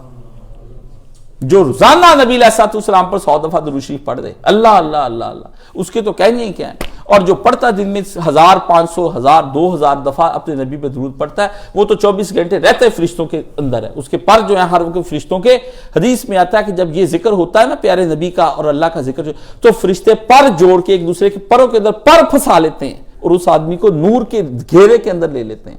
اور فرمایا یہ اس طرح کا گھیرا نہیں ہوتا کہ نیچے لیتے ہیں، نہیں، فرمایا جس طرح یہ دیواریں کھڑی ہوتی جاتی نا، فرشتوں کے پر اس طرح اوپر لگتے اخیر عرش الہی تک جا کے کھڑے ہو جاتے ہیں، وہاں سے رحمتیں ڈائریکٹ آنی شروع پر نالا رحمت کا بن جاتا ہے۔ یہ ہے اپنے نبی اور اپنے فقہا مفسرین کو کوئی عالم دین آپ کو کسی فرقے کا مل جائے اس پہ ضرور رحمت اللہ علیہ کہہ دیا کرے۔ مولانا احمد رضا خان رحمۃ اللہ علیہ، قاسم نوتوی رحمۃ اللہ علیہ، حضرت تھانوی رحمۃ اللہ علیہ، شیعہ کے ہیں بڑے بڑے علماء فوت ہو گئے ہیں، سید باقر تھے، باقر صدر رحمۃ اللہ علیہ، میں ان کی بڑی کتابیں پر انقلاب انگیز کتابیں ہیں، انقلاب انگیز۔ میں اور میرے استاد کا کمال صرف یہی ہے کہ ہم نے اہل سنت میں سے سب سے زیادہ کتابیں شیعوں کی ہم نے پڑھی، یہی کمال ہمارا ساتھ۔ کیوں؟ ہم ان کی جدید کی یہ لعنت وانت والی کتابیں تو چھوڑے نا، کہ انہوں نے اور جو اتنے کام کیے ہیں اسلامی لٹریچر کے اوپر، وہ کہاں پر جائیں گے، وہ ضائع ہو جائیں گے۔ ان کے اندر بھی وہاں شریف النفس لوگ ہیں، رجل رشید ہیں، وہ نہیں کہتے یہ گالیاں دو، یہ سب کام کرو، لیکن ان کو ابھرنے نہیں دیا جاتا، کیونکہ تمہارے ہاں جس طرح کے ویس رضا قادری جیسے اس طرح کے لوگ نام نہاد جگہ پا لیتے ہیں عوام میں، ان کے ہاں بھی جوہلا عوام میں جگہ پا لیتے، ان کی بھی عوام ان کے نیک لوگوں کو قبول نہیں کرتی، اور آپ بھی اپنے نیکوں کو قبول نہیں کرتے۔ بربادی فرقوں کی یہ ہوئی ہے کہ آپ اپنی مسجد کی رونق بڑھانا چاہتے ہیں، وہ آئے آ کے 4-5 چھکے چوکے لگائے دوسرے فرقے کے خلاف، رامتا بیٹھا بنائی جاوے نا، میں آوی کر چلا، میں آوی کر چلا، آپ تو یہ چاہتے ہیں۔ تو اس کے نتیجے میں کیا ہوتا ہے، فرقہ پرستی کو ہوا ملتی ہے اور لوگ آگے، اور جن چیزوں کو بدلنے کی ضرورت نہیں انہیں چھیڑو بھی نہ، نہیں جی ہم سارا نظام بدل دیں گے، الٹ دیں گے، تبدیلی لے آئیں گے۔ خاک آئے گی، کون لانے دیتا ہے تبدیلی؟ جو لوگ آپ کو لے کر آتے ہیں وہی آپ کے منہ میں تبدیلی کا نعرہ دے کے وہ پھر آپ کو آخر تبدیلی کر دیتے ہیں، پھر آپ روتے رہتے رجیم چینج ہو گیا، رجیم چینج ہو، انہوں نے کہا یہی کام تم کرنے آئے تھے، ہم نے پکڑا اس کو چینج کر دیا، تم کو پکڑا اس کو چینج کر دیا، ہم تو ڈرائیور ہیں اس ملک کے، ہم تو گاڑی لے کے جا رہے ہیں، ہم نے تو سواریاں بٹھائی جانی اتاری جانی، بٹھائی جانی اتاری جانی، سواریوں کا دماغ خراب ہے، وہ ڈرائیور کے ساتھ والی سیٹ پہ بیٹھ کے کہتا ہے بس میری ہے، سواری کا دماغ خراب ہے، مجھے ایک ڈرائیور فرنٹ سیٹ پہ بٹھا کے لے جائے تو میرا ہی دماغ خراب ہے کہ میں یہ کروں۔ اس لیے ان کے پیچھے کچھ نہیں ہے، ان کو چھوڑ دیں، کسی بھی سیاسی جماعت اور کسی بھی ان کے پیچھے لیڈروں کے پیچھے کوئی نجات نہیں ہے، اس لیے بدلنے کی ضرورت ہے۔ اور جن چیزوں کو مگر قرآن و سنت اپنی جگہ پر اٹل رہیں گے، اور کتاب اور سنت سے فیض حاصل کریں دن بہ دن، اور جو سب سے اہم چیز ہے، کوئی آپ کو انتقامی کارروائی پر یا جوش پر اکساتا ہے اپنے ملک کے خلاف، یا دوسرے فرقے کے خلاف، تو ٹھنڈے ہو کر بات چھوڑ دیں اس کو، ٹھنڈے دل سے برائیوں کا جائزہ لے کر اصلاح کی تدبیریں اختیار کریں گے تو آپ کے سامنے اصلاح کی تدبیریں آ سکتی ہیں۔ تو اس میں غضب اور تخریبی جوش دو چیزیں، غصہ کہ آپ کا اپنے حکمرانوں کے خلاف بڑا ہی غصہ ہے آپ کو، یہ بدلتے کیوں نہیں، یہ اسلام کیوں نہیں نافذ کرتے، تو آپ صبح اٹھ کے نماز ٹائم سے پڑھا کر اسلام نافذ ہو جائے گا۔ آپ کی اگر فجر کے وقت مسجدیں آباد ہیں تو اسلام نافذ ہو گیا۔ جب آپ نے فجر نہیں صحیح ٹائم پر پڑھنی تو اسلام حکمرانوں سے کس لیے مانگتے؟ اسلام کوئی مشین ہے؟ خلافت کوئی مشین ہے کہ لا کے یہاں رکھ دو، ٹک ٹک ٹک وچوں بند نکل رہے ہیں، ہاں جی کیا بند ہے، ٹافیاں نکل رہی ہیں اسلام نام کی چیزیں، حد ہو گئی یار تم لوگوں کی، یہ کوئی چیز ہے مشین لاوی سعودی عرب سے بھی کھانے کعبے کے باہر مشینیں بکتی، اسلام تے خلافت لیا اتنے لا دو سارے کی مسجداں وچوں بندے نکل رہے، ٹکا ٹک نمازی نکل رہے، روزے دار نکل رہے، اللہ اکبر اللہ اکبر۔ آپ کو خود اپنی اصلاح کرنی پڑے گی، آپ کو بننا پڑے گا، اپنے طور پر خود بدلنا پڑے گا، اپنے بچوں کو ساتھ اٹھا کے مسجد لے کے جائیں فجر کے وقت۔ جوان پتر آپ کا بدماش ہے، گنڈا ہے، اس گنڈے کو ٹھیک کریں۔ آپ تو ڈرتے بہو کے دروازوں کو ہاتھ نہیں لگاتے کہ اندر سے لڑکا تڑپ کے نہ بولے، بہو کہ بابا جی آپ آرام کیوں نہیں کرتے؟ خوف سے آپ کی جان نکلے جا رہی ہے، مطالبے حکمرانوں سے ہو رہے ہیں، لڑکے سے خوف کھا رہے ہیں۔ جوان لڑکا بھی کالے کا یار راتی لیٹ سکتا، پوچھو اس کنجر کیوں لیٹ سکتا؟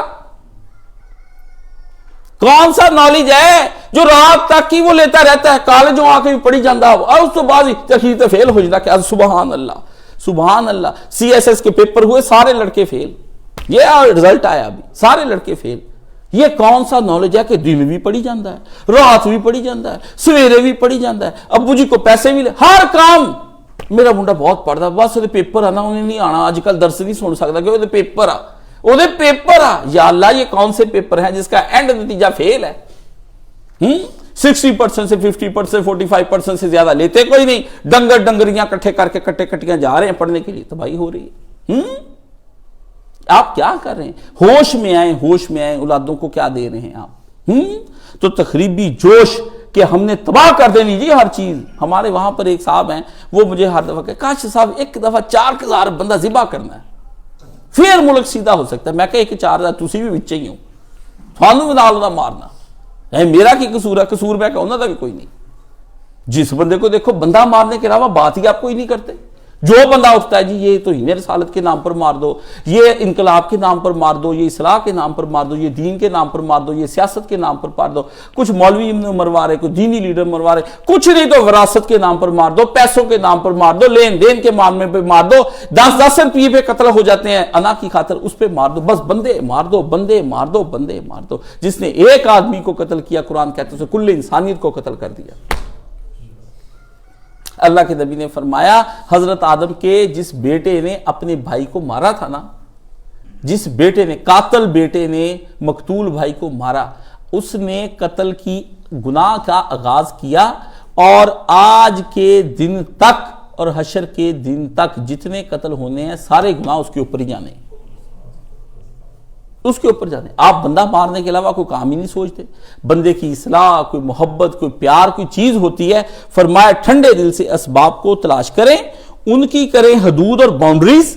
مولانا مودودی رحمۃ اللہ علیہ نے ترجمان القرآن جولائی 1934 میں یہ مضمون لکھا تھا، اصلاح یا انقلاب۔ یہ وہاں سے باتیں میں نے لی ہیں ساری، میں کوئی اپنے پاس سے الہام نہیں مجھے ہوتے کہ قائد صاحب کو الہام ہو رہا، قائد صاحب کو کوئی الہام نہیں ہوتا۔ قائد صاحب نے علماء کے جوتے ٹھیک کیے ہیں، علماء کی مجلسوں میں بیٹھے ہیں، علماء کی صحبتوں میں گئے ہیں، ان کے نوٹس لیے ہیں، استادوں کے منہ سے نکلنے والی باتیں سنی ہیں، قرآن سے ٹیلی کیا، حدیث پہ غور و فکر کیا، ساری باتیں آج تک جو میں نے آپ کو بتائی یہ ساری علماء کرام نے لکھی، میں نے اپنے پاس سے کہا ہی کچھ نہیں آج تک۔ لاؤ سارے علم تو میں پھر مینوں کوئی نہ عالم سمجھے قائد صاحب بہت بڑے عالم، یہ سب فیض، یہ بہار کن کی آئی ہوئی ہے، یہ ساری پود انہی کی لگائی ہوئی ہے، یہ پیچھے مفقہا مفسرین یہ باتیں ساری انہوں نے لکھی ہوئی ہیں اپنی کتابوں میں۔ افسوس کہ آپ وہ کتابیں پڑھتے نہیں، ہم پڑھ پڑھ کے آپ کو سنائی جاتے ہیں، آپ ہمیں بھی بڑا عالم سمجھے، او جی انہوں سنیا بڑا بڑا عالم ہے، او کتوں ایڈا بڑا ہو گیا، وہ کوئی ڈائریکٹ الہام ہوا، جبریل ڈیلی پڑھانے آتا ہے اس کو؟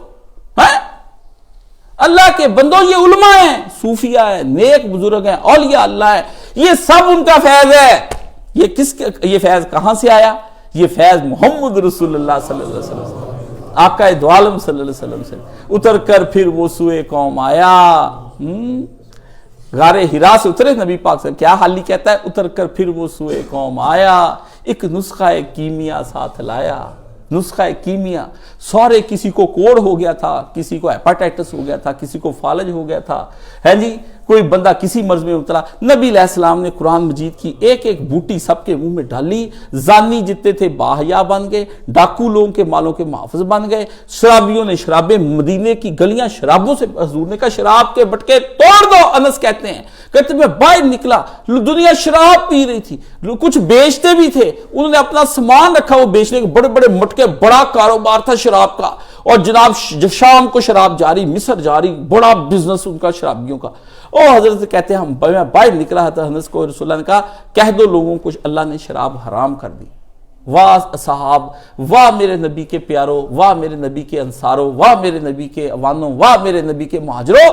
ایک بات انہوں نے سنی, ایک بات سنی کہ انس کہہ رہے ہیں خادم رسول اللہ, رسول اللہ نہیں, پھر سن لو مجھ سے خادم, پھر کہہ رہا ہوں خادم رسول اللہ, پھر کہہ رہا ہوں خادم. صحابی کی بڑی عزت ہے اگر وہ نبی علیہ السلام کے پیچھے چل رہا ہے. فرمایا خادم رسول اللہ صلی اللہ علیہ وسلم نے یہ فرمایا ہے کہ حضور یہ فرما رہے ہیں کہ شراب حرام ہو گئی ہے. صحابی کہتے ہیں, حتنس کہتے ہیں, اتنا کہنے کی دیر تھی, مدینہ شریف کی پاک گلیاں ناپاک شراب سے بھر گئی جیسے طوفان اور سیلاب آیا ہوا. لوگوں نے لالا مٹکے باہر توڑ دی. ایک نے پوچھا وہ بیچنے کی اجازت ہے؟ فرمایا اللہ کے نبی فرماتے بیچنا بھی نہیں. اللہ. دوسرے نے کہا کشید کرنے کی. اللہ کے نبی آئے, مجمع میں آ کر کہا اللہ نے لعنت کی شراب پینے والے پر, پلانے والے پر, کشید کرنے والے پر, جس نے کشید کروائی اس پر, جس نے لادی اپنی گاڑی میں اس پر, جو لدوا کر جس نے منگوائی اس پر, جس نے پکڑائی اس پر, جس نے بیچی اس پر, جس نے خریدی اس پر, اور پھر جس نے شرابی نے اس کو ڈال کر دی ساکی بن کے کنجر, اس نے ڈال کے دی. فرمایا کنجر ساکی وہ, اور پھر اس کے بعد پینے والا پی. ایک نے شراب, 9 بندوں پر اللہ کے نبی, میری ملائکہ کی, اللہ کی, سب کی لعنت اس آدمی کے اوپر. ایک بات صرف نبی اپنے سے سنی, انہوں نے ایک دفعہ سنا. جن صحابہ نے یہ ایک دفعہ سن کے بزنس تباہ کر لیے, فون آتا ہے جی السلام علیکم کاشف صاحب, میں انگلینڈ سے بات کر رہا ہوں, یہاں مجھے نا بڑی مشکل سے ایک شراب والی جگہ پہ نوکری ملی ہے, آیا مجبوری کی حالت میں اس کو کر سکتا ہوں؟ میں کہا مجبوری تو پیتی بھی جاتی ہے, تم کر سکنے کی بات کر رہے, تمہیں اتنی دور سے پاکستان چھوڑ کے رزق حلال کی تلاش میں, بچوں کو پالنے کے لیے, ابو امی کی خواہش اور بڑے بڑے گھر بنانے کے لیے لندن گیا تو ملی بھی ہے شراب دی نوکری. سبحان اللہ سبحان اللہ. در پھٹے منہ تیرے تھے جانتے, تیرے پیو دے پیسے لانتے, جنہیں تینوں اے نہیں دسیا کہ یہاں کا خدا اور وہاں کا خدا ایک ہی ہے, ایک ہی رب سے مانگ لے. وہ رب مکے بھی ہے, مدینے بھی ہے, وہی رب انگلینڈ امریکہ میں بھی ہے, یہاں بھی وہی رب ہے, 2 3 رب نہیں ہے. اس ادھر مانگتا ادھر دیا جاتا, تو نے مانگا ہی ادھر جا کے, اس لیے دیا بھی تجھے ادھر ہی گیا. یاد رکھ لے جتنے باہر کے ملکوں میں ان کی نیتوں میں کھوٹ ہے. خدا کی قسم یہ کہتے ہیں ہمارا یہاں نہیں بنتا, نہیں, یہ بزدل ہے, ان کو خدا پہ یقین ہے, اس لیے باہر کے ملکوں میں ٹک کر بیٹھے ہیں. کتنے لوگ ہیں جو یہاں اربوں کروڑوں کو مارے, آپ بھوکے مر گئے جو یہاں رہتے ہیں, سارا پاکستان 36 کروڑ کا مر گیا بھوکا, انگلینڈ ہی سارے رہندے. یہ چند چھوکرے چھوکریاں وہاں پہ جا کے شرابیں کرتے, آزاد زندگی ہے نا, مزے ہیں, میمے ہیں, خود ہیں, گورے چٹے ہیں, موجے کرے, حرام کرے, حلال کرے, وہ کری جا رہے ہیں, ہاں جی نظام مداخلہ, کہیں جاتے ہیں, آتے نہیں ہیں واپس. کیوں؟ لذتیں پاؤں کی بیڑیاں بن گئی, جسم کی بیڑیاں, نفسانی خواہشیں اوپر آ گئیں, جال بچ گیا گناہوں کا, اندر مزے آ رہے ہیں, صاف ستھرے, نیٹ اینڈ کلین. اتنے ہوندے کہندے ہائے باجی باہروں آئی, بھاجن باہروں آئے, پروٹوکول اتو جا رہے, پھر واپس. میں کیا چشر مشن جس کے ہو رہے ہیں اس کو کیا ضرورت ہے یہاں پہ رہنے کی. فراڈ نہ لگائیں, ہم سے تو لگا لیں گے, حشر کے دن اللہ کو کیا جواب دیں گے. آپ بعض بندے مجھ سے مسئلہ پوچھتے ہیں, میں ان سے کہتا ہوں بھائی جان مسئلے کا تو میں حل بتا دوں گا, پر میں ایک بات آپ کو بتا دوں, میں یہ مسئلہ آپ کو اس لیے بتا رہا ہوں کہ آپ مجبوری بتا رہے ہیں کہ مجھے یہ حرام کرنے کی اجازت دے دیں. میں تو دے دیتا ہوں کیونکہ اللہ نے بھی کہا ہے کہ اگر بندے کو بھوک لگی ہو تو وہ حرام سور کا گوشت بھی کھا سکتا ہے. آپ نے کر لیا. اس بات کا میں نے فقہی طور پر اللہ کی طرف سے ملے جواز کی وجہ سے آپ کو چھوڑ دیا, باقی اپنا جواب اللہ کو جو دینا وہ تیار رکھ کے جانا. وہ تیار رکھ کے جانا، وہ کیونکہ جواب دہی میرے سامنے کوئی نہیں ہونی. میں نے تو کہنا میرے سامنے بندہ مجبور آیا تھا، اس نے یہ کہا، میں نے اس کو بڑے بتائے طریقے، یہ مانا نہیں کوئی اور طریقہ بتائے، نہیں اور طریقہ بتائے، اور میں کہاں سے طریقے لے آؤں؟ اللہ نے بندوں پر، ہر بندے پہ آزمائشیں ڈالی ہوئی ہیں. کسی کو مال دے کر آزما رہا ہے، کسی سے مال لے کر آزما رہا ہے.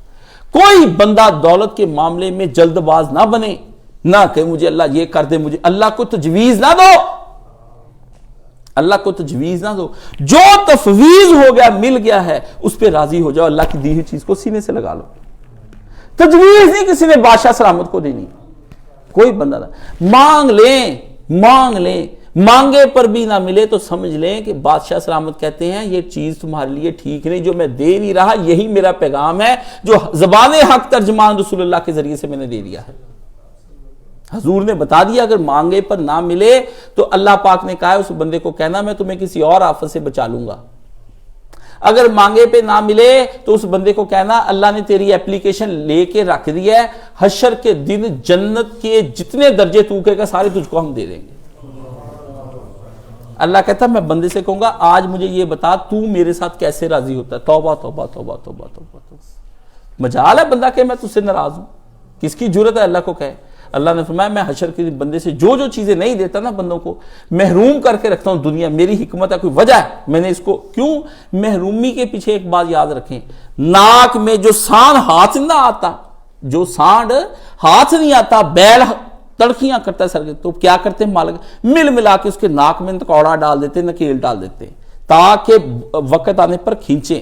کچھ بندے اس قدر سرکش اور منہ زور ہو جاتے ہیں کہ اللہ اس کے ناک میں نکیل ڈال کے اس کو کھینچتا ہے پیسوں کے ذریعے سے، اولاد کے ذریعے سے، کبھی کسی محرومی کے ذریعے، کبھی کسی محرومی کے ذریعے سے. اللہ کہتا ہے سان بہت تیز نہ بن، اگر تجھے میں دے دوں تو زمین پہ فساد مچاتا پھرے، جس طرح بیل بھاگ نہیں جاتا فساد نہیں مچا دیتا. فرمایا تو وہ بن جائے. فرمایا اس کے باوجود مجھے تجھ سے اتنا پیار ہے کہ جب قیامت کے دن آ کے تو میرے سامنے کھڑا ہو جائے گا، میں تیرے گناہوں کا حساب لینے سے پہلے مجھے پتا ہے دل کا کوڑا ہوا ہے، سڑا ہوا ہے، بڑا یہ میرے سامنے آ کے کھڑا ہو گیا. تو اس سے پہلے کہ میں تجھے پوچھوں کہ تو نے یہ گناہ کیوں کیے، میں تجھے یہ پوچھوں کہ آج تم مجھے بتاؤ کہ تم مجھ سے کیسے راضی ہوتے. اس کے اندر کیا ہوا؟ اپنے کیے گناہ بھی سارے معاف ہو گئے، وہ جو مجبوریاں کاٹی تھی اسے آل فال پونکیا ہے وہ بھی معاف ہو گیا، اور اس کے بعد جنت کا آگے حقدار ہو گیا. فرمایا جبریل پردے اٹھا، جبریل پردے اٹھا، پردے اٹھا. جبریل اس طرح کر کے جب ڈوریاں کھینچ کے جیسے یہ بلائنڈز کھینچتے ہیں اس طرح جب اٹھاریں گے نا پردہ ادھر کر کے جبریل جسے چکا او محال موتی کا، سونے کا، چاندی کا، نہریں بہ رہی اندر، وہ دنیا ہی دنیا بہت بچے. ادنا جنتی کا جو سب سے چھوٹا جنتی ہوگا اس کی ایک جنت کا 60,000 غلام ہونے، کتنے نوکر تیرے 60,000. ٹگے دا تو بندہ نہیں، اوقات اپنی دیکھ، بوتھا تیرا مشرکات شرکت سرکشاں باغیاں والا. سمجھ رہے؟ اپنی شکل دیکھ کے تو مانگو ہے جی، اپنی شکلیں دیکھ کے تو مانگو. یہ شکرانے والے بندوں کی شکلیں، یہ صابر بندوں کی شکلیں، یہ شاکر بندوں کی شکلیں. ہاں چہروں پہ خدا سے ناراضگیاں چہروں کے اندر سے ٹپک رہی ہیں، شکلیں ہی بتائی جا رہی ہیں اللہ سے ناراض ہے. انا للہ ہے. مومنوں کے چہرے اللہ نے فرمایا آئے ہائے، جب ان کے قرآن مجید میں بڑا پیارا ذکر ہے. میں نے مولوی صاحب مجھے بتائیں یہ کہاں پہ ذکر ہے، انہوں نے پڑھا میرے، کہتے مومنوں کے سامنے جب تیری توحید کا ذکر کیا جاتا ہے یستبشرون، ان کے چہرے پھول گلاب کی طرح ایک دم کر کے پھوٹ کے کھل جاتے ہیں.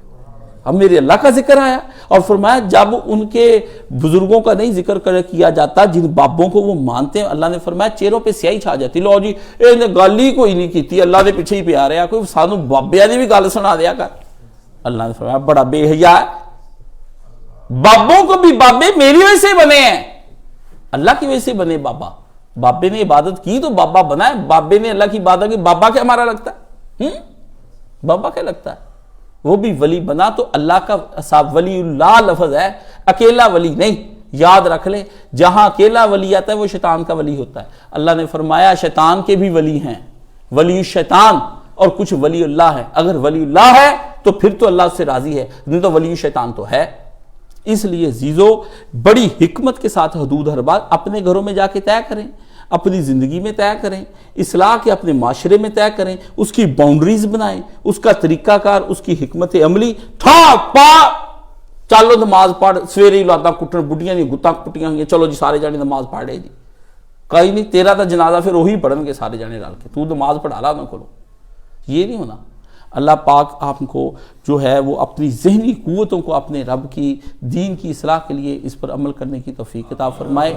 یہ جو ہے موضوع، اس کا ایک آدھ خطبہ اور رہ جائے گا، پھر انشاءاللہ وہ ادھر پورا ہو جائے گا، پھر یہ چیپٹر کلوز ہو جائے گا اصلاح تک کا۔ اس کے بعد جو ہے کل ہی میں دیکھ رہا تھا کوئی ایک موضوع، میں نے سوچا اس کے بعد پھر کیا پڑھایا جائے، تو پڑھایا کیا جائے، ابھی میں نے اتنی اپنی چیزیں نے کہا ایسے کیا، سامنے پھر ایک موضوع تیار بیٹھا، میں کہا لو جی ایک وہ بھی پتہ نہیں سال ہی چلنا ہے۔ اتنا زبردست قرآن مجید کا موضوع، اللہ اللہ اللہ اللہ، استبداد، یہ جو ہے سارے اس پہ موضوع چلے گا۔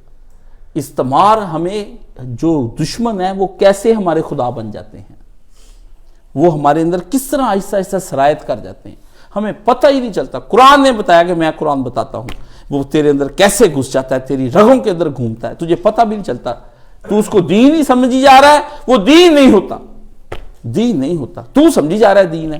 کیا قرآن مجید میں پیارے نبی نے دعا بتائی، میں کہتا ہوں وہ دعا مجھے بار بار، کیا اللہ مغفر لی وما قدمت وما اخرت وما اعلنت وما اسرفت وما اسرفت وما انت عالم بہ منی، ظاہری باطنی چھوٹے بڑے سارے گناہوں کا کرنے کے بعد آخر میں کہا کچھ گناہ ایسے ہیں اے اللہ جن کو میں نے کبھی گناہ سمجھا نہیں، پر تیرے نزدیک وہ گناہ ہی ہیں،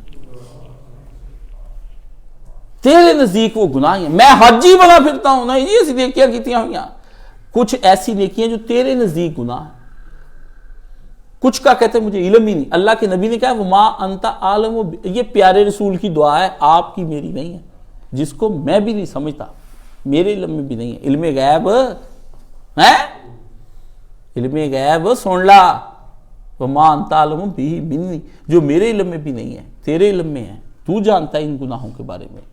تو اللہ تعالیٰ سے وہ کوئی موضوع چھیڑیں گے، دعا کریں مجھے اللہ اتنی ہمت اور قوت عطا فرمائے کہ میں اس پہ کچھ کہہ سکوں۔ لوگ کہتے ہیں تھوڑے کو تو موضوع ہی کوئی نہیں، میں کہا اچھا جی تو کیڑا موضوع، اتنے موضوع نے میرے لک توڑ دیتا، تسی کہتے موضوع کوئی نہیں، میں تو کہتے روز صبح ایک جمعہ ہوئے، ایک جمعہ دوپہر، ایک شام، ایک رات سون لگا تو جمعہ پڑھاواں، اتنے تو جمعے میرے پاس، ٹھیک ہے نا۔ تو اللہ تعالیٰ آپ کو اور مجھے اس پر عمل کرنے کی توفیق عطا فرمائے۔ وآخر دعوانا الحمدللہ۔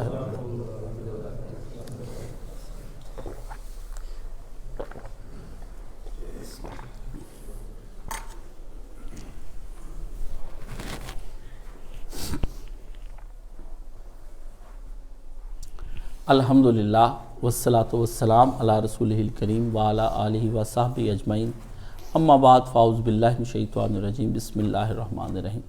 مبارک اور خوش قسمت وہ لوگ ہیں جن کے اوپر خیر کا کوئی دروازہ کھل جائے اور وہ خیر کے دروازے میں داخل ہو جائیں، اس سے پہلے کہ خیر کا دروازہ ان پر بند کر دیا جائے۔ آپ میں سے جن لوگوں نے ہجرت فی سبیل اللہ کے نام سے یہاں پر تشریف لے آئے ہیں اور سہ روزہ یہ ہجرت میرے ساتھ کی ہے، یہ آپ کو اس کا بہت بڑا اجر ملے گا۔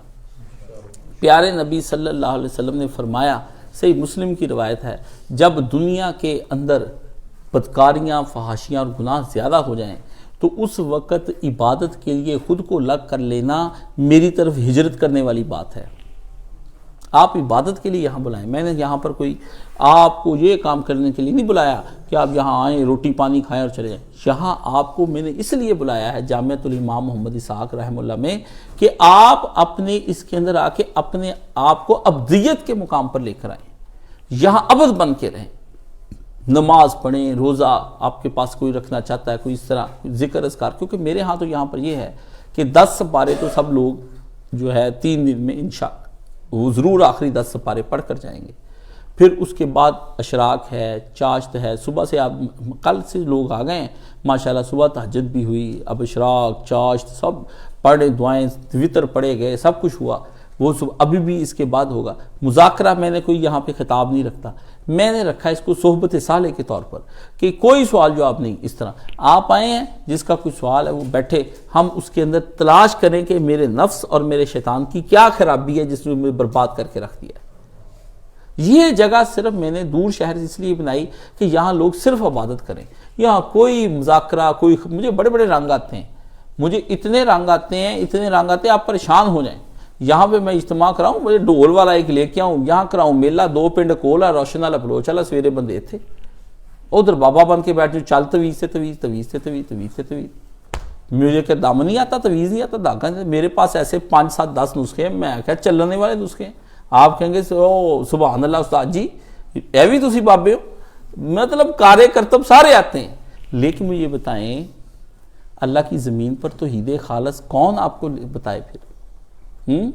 میرے اللہ نے مجھے خوشحال بنایا، اللہ نے سلامت بنایا، مجھے اللہ نے جگہ دی، میں نے یہاں پہ اپنا کام شروع کیا، محنت کی، ہاں جی، یہاں پہ آپ کو لے کر بیٹھ گیا ہوں جیسے مرغی اپنے پروں کے نیچے اپنے بچوں کو لے کر بیٹھ جاتی ہے۔ ہاں جی، 4 بندوں کو آؤ بھئی یہاں اللہ کی عبادت کریں، 2 4 مہینے کے بعد دل کے زنگ کو دور کر لیں۔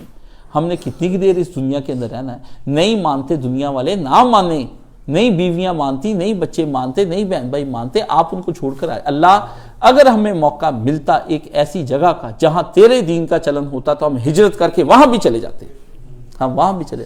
یا اللہ ہمیں زمین میں یہی 2 3 مہینے کے بعد موقع ملتا تھا، ہم اکٹھے ہو کے رو رہا لیتے تھے، صحابہ کہف یہاں اکٹھے ہو جاتے ہیں، ہے جی، کوئی اللہ کی بارگاہ میں تہجدیں پڑھتے ہیں، کوئی ذکر اذکار، کوئی گریہ زاری ہوتی ہے، کوئی رب کی یاد ہوتی ہے۔ صرف یہ میں نے اللہ کو یاد کرنے کے لیے جگہ بنائی ہے، صرف اللہ کو یاد کرنے کے لیے، ہے جی۔ میرا تو آپ نے دیکھ لیا، میری رہائش تو سامنے آپ کے بنی ہوئی، کچا کوٹھا ہے، اس میں رہ رہے ہیں، اسی میں وہ لوگ، میں تو اسی میں، نہ پکھا ہے، نہ بتی ہے، نہ بجلی، نہ کچھ بھی نہیں، اس کے اندر رہ رہے ہیں زندگی، کوئی چیز نہیں میں نے ادھر لگوائی۔ رہ کر دکھاؤں گا میں لوگوں کو کہ اس طرح میرے پیارے نبی دنیا کی دولتوں سے، دنیا کے پیسوں سے دور ہو کے بھی زندگی گزر سکتی تھی، لیکن تم نے گزاری نہیں، تم نے ایسی معاشرت بنائی نہیں، تم نے کوئی ہجرت کی نہیں، تم نے ایسی کوئی کلونی کاٹی نہیں ہے۔ ملک ریاض بیٹھ گیا ٹاؤن کاٹے، ہاؤسنگ کلونیاں بنے، صالحین مل کے اپنا سرمایہ لے کے یہ کیوں نہیں اپنی کلونی ایک بناتے ہیں جہاں پہ ان کا سارا سسٹم اپنا ہو؟ ہاں جی، ایک آدھ مربع بھی نہیں لے سکتے، یہ ایک آدھ مربع بھی نہیں لے سکتے، کوئی شہر سے دور ہٹ کر کوئی ایسی 20 30 40 50 کلومیٹر دور جہاں پر آپ صاف ستھری کوئی جگہ لے کے وہاں اپنے کچے گھر بنائیں، آپ کے بچوں کے نکاح آسان، آپ کے شادیاں آسان، تعلیم ساری میرے سر پر کہ میں نے ان کو کیا پڑھانا ہے دینی طور پر، سکلڈ بنانا، رزق کی آپ کیا پرواہ کرتے ہیں، کھائیں گے کیا، رہیں گے دلی میں اور کھائیں گے کیا؟ اس اللہ کے ذمہ کہتے ہیں جس اللہ نے کہا کہ رزق کا ذمہ تیرے رب کے اوپر ہے، ہاں جی، رزق کا آپ سب لوگ اب پیدا ہو رہے ہیں، یہ زمین کب کی ہے؟ سائنسدان بتاتے ہیں کروڑوں سال پرانی ہے، اللہ نے آپ کے رزق کے لیے کروڑوں سال پہلے اس کو پیدا کر دیا، فرمایا ہم نے مٹی کے اندر اتنا کچھ رکھ دیا کہ میرے آنے والے انسان جیسے جیسے آتے جائیں گے میرے پیدا کردی مخلوق کھاتی جائے گی۔ کروڑوں سال پہلے جس نے رزق کا انتظام، وہ بندے ہی اپنے رب کے اوپر کیا ہے؟ بدگمان ہے۔ یہ ہے وہ شیطانی چالیں اور نفس کی باتیں جس کو میں آپ کو بتانے کے لیے یہاں تنہائی میں دور شہروں سے باہر موبائل بند کر کے، کوئی رات کو لائٹ نہیں چلتی، لگائی ہوئی ضرور ہے میں نے، چلاتا میں کوئی نہیں، میں نہیں چلاتا یہاں پہ رات کو، رات میرے کمرے میں دیا جلتا ہے، لالٹین جلتی اور تو کچھ جلتے، رات مہمان ہے پوچھے ان سے رات دیا جل رہا تھا، ایک دیا جلا کے رات، وہ بندے ڈر کے ہمارے کمرے میں وہ کہتے سب تو ڈر لگتا ہے، نہیں میرے کمرے کچھ بھی نہیں ہوتا، اکیلا سوتا ہوں، کوئی بیٹھا ہوں، کچھ نہیں، اللہ کی یاد کا مزہ آتا ہے۔ مجھے لگتا ہے میرے پیارے نبی جب رات کو اس طرح اندھیرے میں اٹھتے ہوں گے، سبحان اللہ ہیں، کدھر کی دنیا کے اندر آپ آباد ہیں؟ چھوڑیں اس دنیا کو، چھوڑیں، یہاں آ کے لائٹ جلانا منع ہے، فون پر بات کرنا منع ہے، بالکل فون ممنوع ہے یہاں پہ، ہم بات بھی سننے نہیں دیتے، بند کرا دیتے، بند کرے، نکال دو اس بندے کو اگر یہ یہاں پر آئے موبائل تو، آرام سے بیٹھے ذکر کریں، عبادات کریں، آف کریں، چھوڑیں بیوی بچوں کے بچنے ہوں گے، آپ نے کون سا بچا لینا ہے؟ اپنے دفتر پہ اپنی جاب میں مر گئے وہاں پہ تو اللہ وارثن، صرف اللہ ہی وارث ہے، باقی اور یہاں پر آئے ہیں حضور فرمائے تو اللہ تعالیٰ جو دوست ادھر سے ادھر آئے ان کے لیے بھی اللہ تعالیٰ دین کا فرمائے۔ ہم بے شک تھوڑے ہیں لیکن اس وقت اپنے رب کی نگاہ میں ہیں، قرآن میں آتا ہے بے آیوننا، نہ کرو تم ہماری نگاہوں کے سامنے ہیں۔ ایک اللہ کے ولی نے یہ بات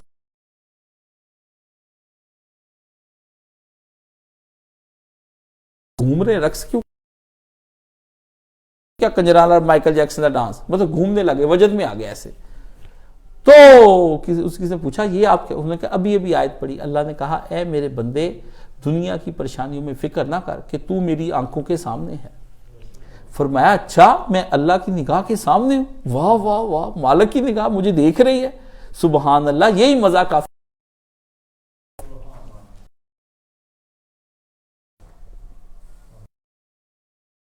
اللہ کے نبی نے فرمایا یہ مراقبے کی انتہا ہے کہ تو جب عبادات کرے تو یوں کر کہ تو اللہ کو دیکھ رہا ہے. اگر اتنے مرتبے اللہ تجھ کو دیکھ رہا ہے.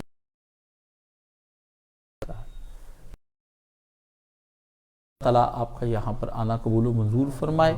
دوسری بات یہ ہے کہ یہاں میں نے آپ کے لیے چھوٹا سا نا یہ یہاں پیٹ پوجا کے لیے ہلکا سا ایک لنچ رکھا ہے، وہ جاتے وقت آپ یہاں پہ کھا کے جائیں. اللہ تعالیٰ سلامت رکھے آپ. اس کے کچھ انتظامی باتیں وہ آپ کو سمجھا دیں گے. واش روم کے اندر صفائی رکھنی، ٹائم سے سونا، جن لوگوں کو میں نے نظامت دی ہے کچھ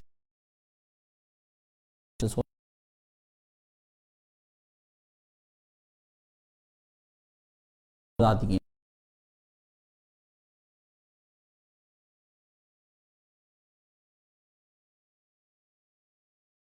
پھر اس کے بعد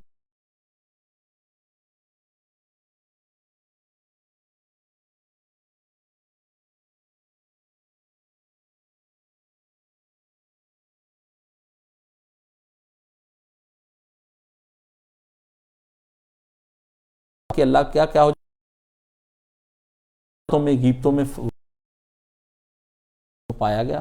تو آپ کو جانتے ہیں پہلے لوگ کہتے ہیں کاش سب کا مزاج بڑا تیز ہے. میں کہتا ہوں یا اللہ یہ مزاج کی تیزی کس لیے؟ تو پھر میرے سامنے آیا کہ حضرت عمر رضی اللہ تعالیٰ عنہ کو لوگ کہتے تھے کہ اس کے جب ان کو بنایا نا تو انہیں تو بنایا کہ میرے بعد تم عمر کی بیعت کر لو سارے. تو لوگ راضی ہو گئے. تو ایک بندے نے اٹھ کر کہا راضی تو ہم عمر پہ ہو جاتے ہیں، متقی پر مزاج کا بڑا تیز ہے.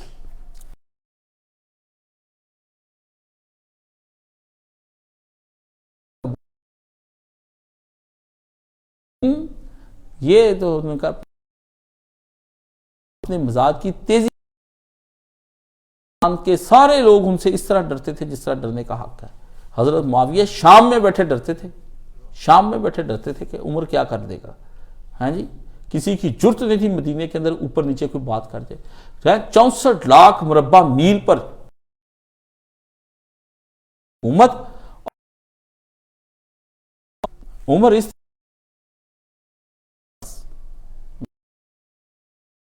کو کھڑے سزائیں.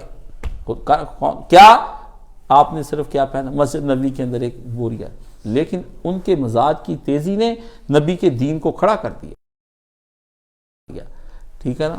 دین نبی دا وانگ یتیماں در در تکے کھاوے، کتھوں لے آواں میں عمر بہادر جیڑا باؤں پھڑ بٹھاوے. عمر چاہیے اس دور کو جو مار طبیعتیں سیٹ کر دے جو اگلے بگڑا ہے.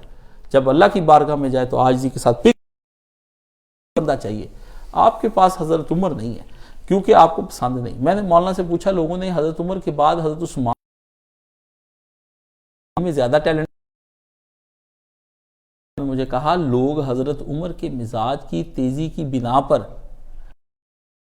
بندہ ہونا چاہیے، ڈھیلا ڈالا آدمی آنا چاہیے، وہ ذرا نرم ہو. پیچھے پھر علی آ گیا نا، وہ عمر تو بھی 2 گنا زیادہ ہے. اس لیے لوگوں نے حضرت عثمان کو ترجیح دی. پھر نتیجہ کیا ہو گیا؟ لوگوں نے ان کی نرمی کا نجائز فائدہ اٹھایا، سارا نظام درم برم ہو گیا اور آج تک خلافت کا سارا نظام ہلا گیا.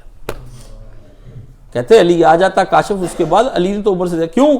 حضرت عمر کا طریقہ کار یہ تھا وہ سارا بیت المال میں تقسیم کر کے کچھ بچا لیتے تھے کہ یہ کل کے لیے آئندہ حالات کے لیے ہم نے کرنا ہے. حضرت علی کا اس سے بھی اگلا تھا، سارا بیت المال دنیا میں تقسیم کر کے جھاڑو دینے کے بعد 2 رکھتے نفل پڑھتے، کہتے اللہ علی نے سارا کچھ بانٹ دیا، علی نے اپنے پاس کچھ نہیں رکھا. علی عمر سے بھی زیادہ دنیا نے علی کا ٹیلنٹ کھلنے نہیں دیا. آپ نے جو اپنے مال کے اشتر کو خط لکھا ہے حضرت علی نے، وہ خط پڑھنے والا ہے گورنر کو جو لکھا. آپ نے اس میں جو گفتگو فرمائی کہ ٹائم سے نمازیں یوں ہوں، فلانا کام، جو کسی موقع ملے تو خط پڑھ کر سنائیں گے آپ کو. آپ کہیں گے واہ واہ واہ واہ. میں نے کہا یا اللہ اس علی کے جوہر نہ کھلے، مسلمانوں نے آپس میں الجھا کے اس بیچارے کا ٹیلنٹ ضائع کر دیا. اتنا اعلیٰ نبی کا پالا بچہ، ٹھیک ہے۔ تو یہ مزاج کی تیزیاں ہوتی صرف اس وجہ سے، باقی اللہ کے ہاں تو ہے ہی نا، مزاج کی تیزی اللہ نے رکھی ہوتی، کسی بندے بھی بڑے بگڑ جائیں، اب بندہ دوسرے بھی سوچے بھی ساڑھے تے ادھر خطیب کیوں لاتا رب نے، یہ آپ بھی سوچیا کرو نا، بھی مجھے تو کوئی یاد لائے، یہ حجاج جیڑا لایا ساڑھے تے یہ کانوں لاتا سی، کیڑا گناہ کر لے۔ حضرت علی کو بڑا تنگ کیا کریں لوگ، حضرت علی نے کہا یا اللہ ان کے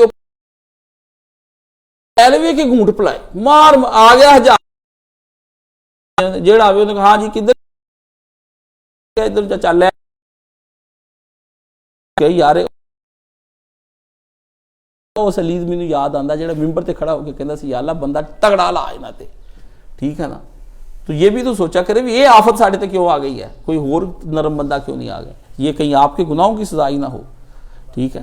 تو اللہ تعالیٰ جو ہے وہ آپ کو اور مجھے جو ہے نا دین پر عمل کرنے کی توفیق عطا فرمائے۔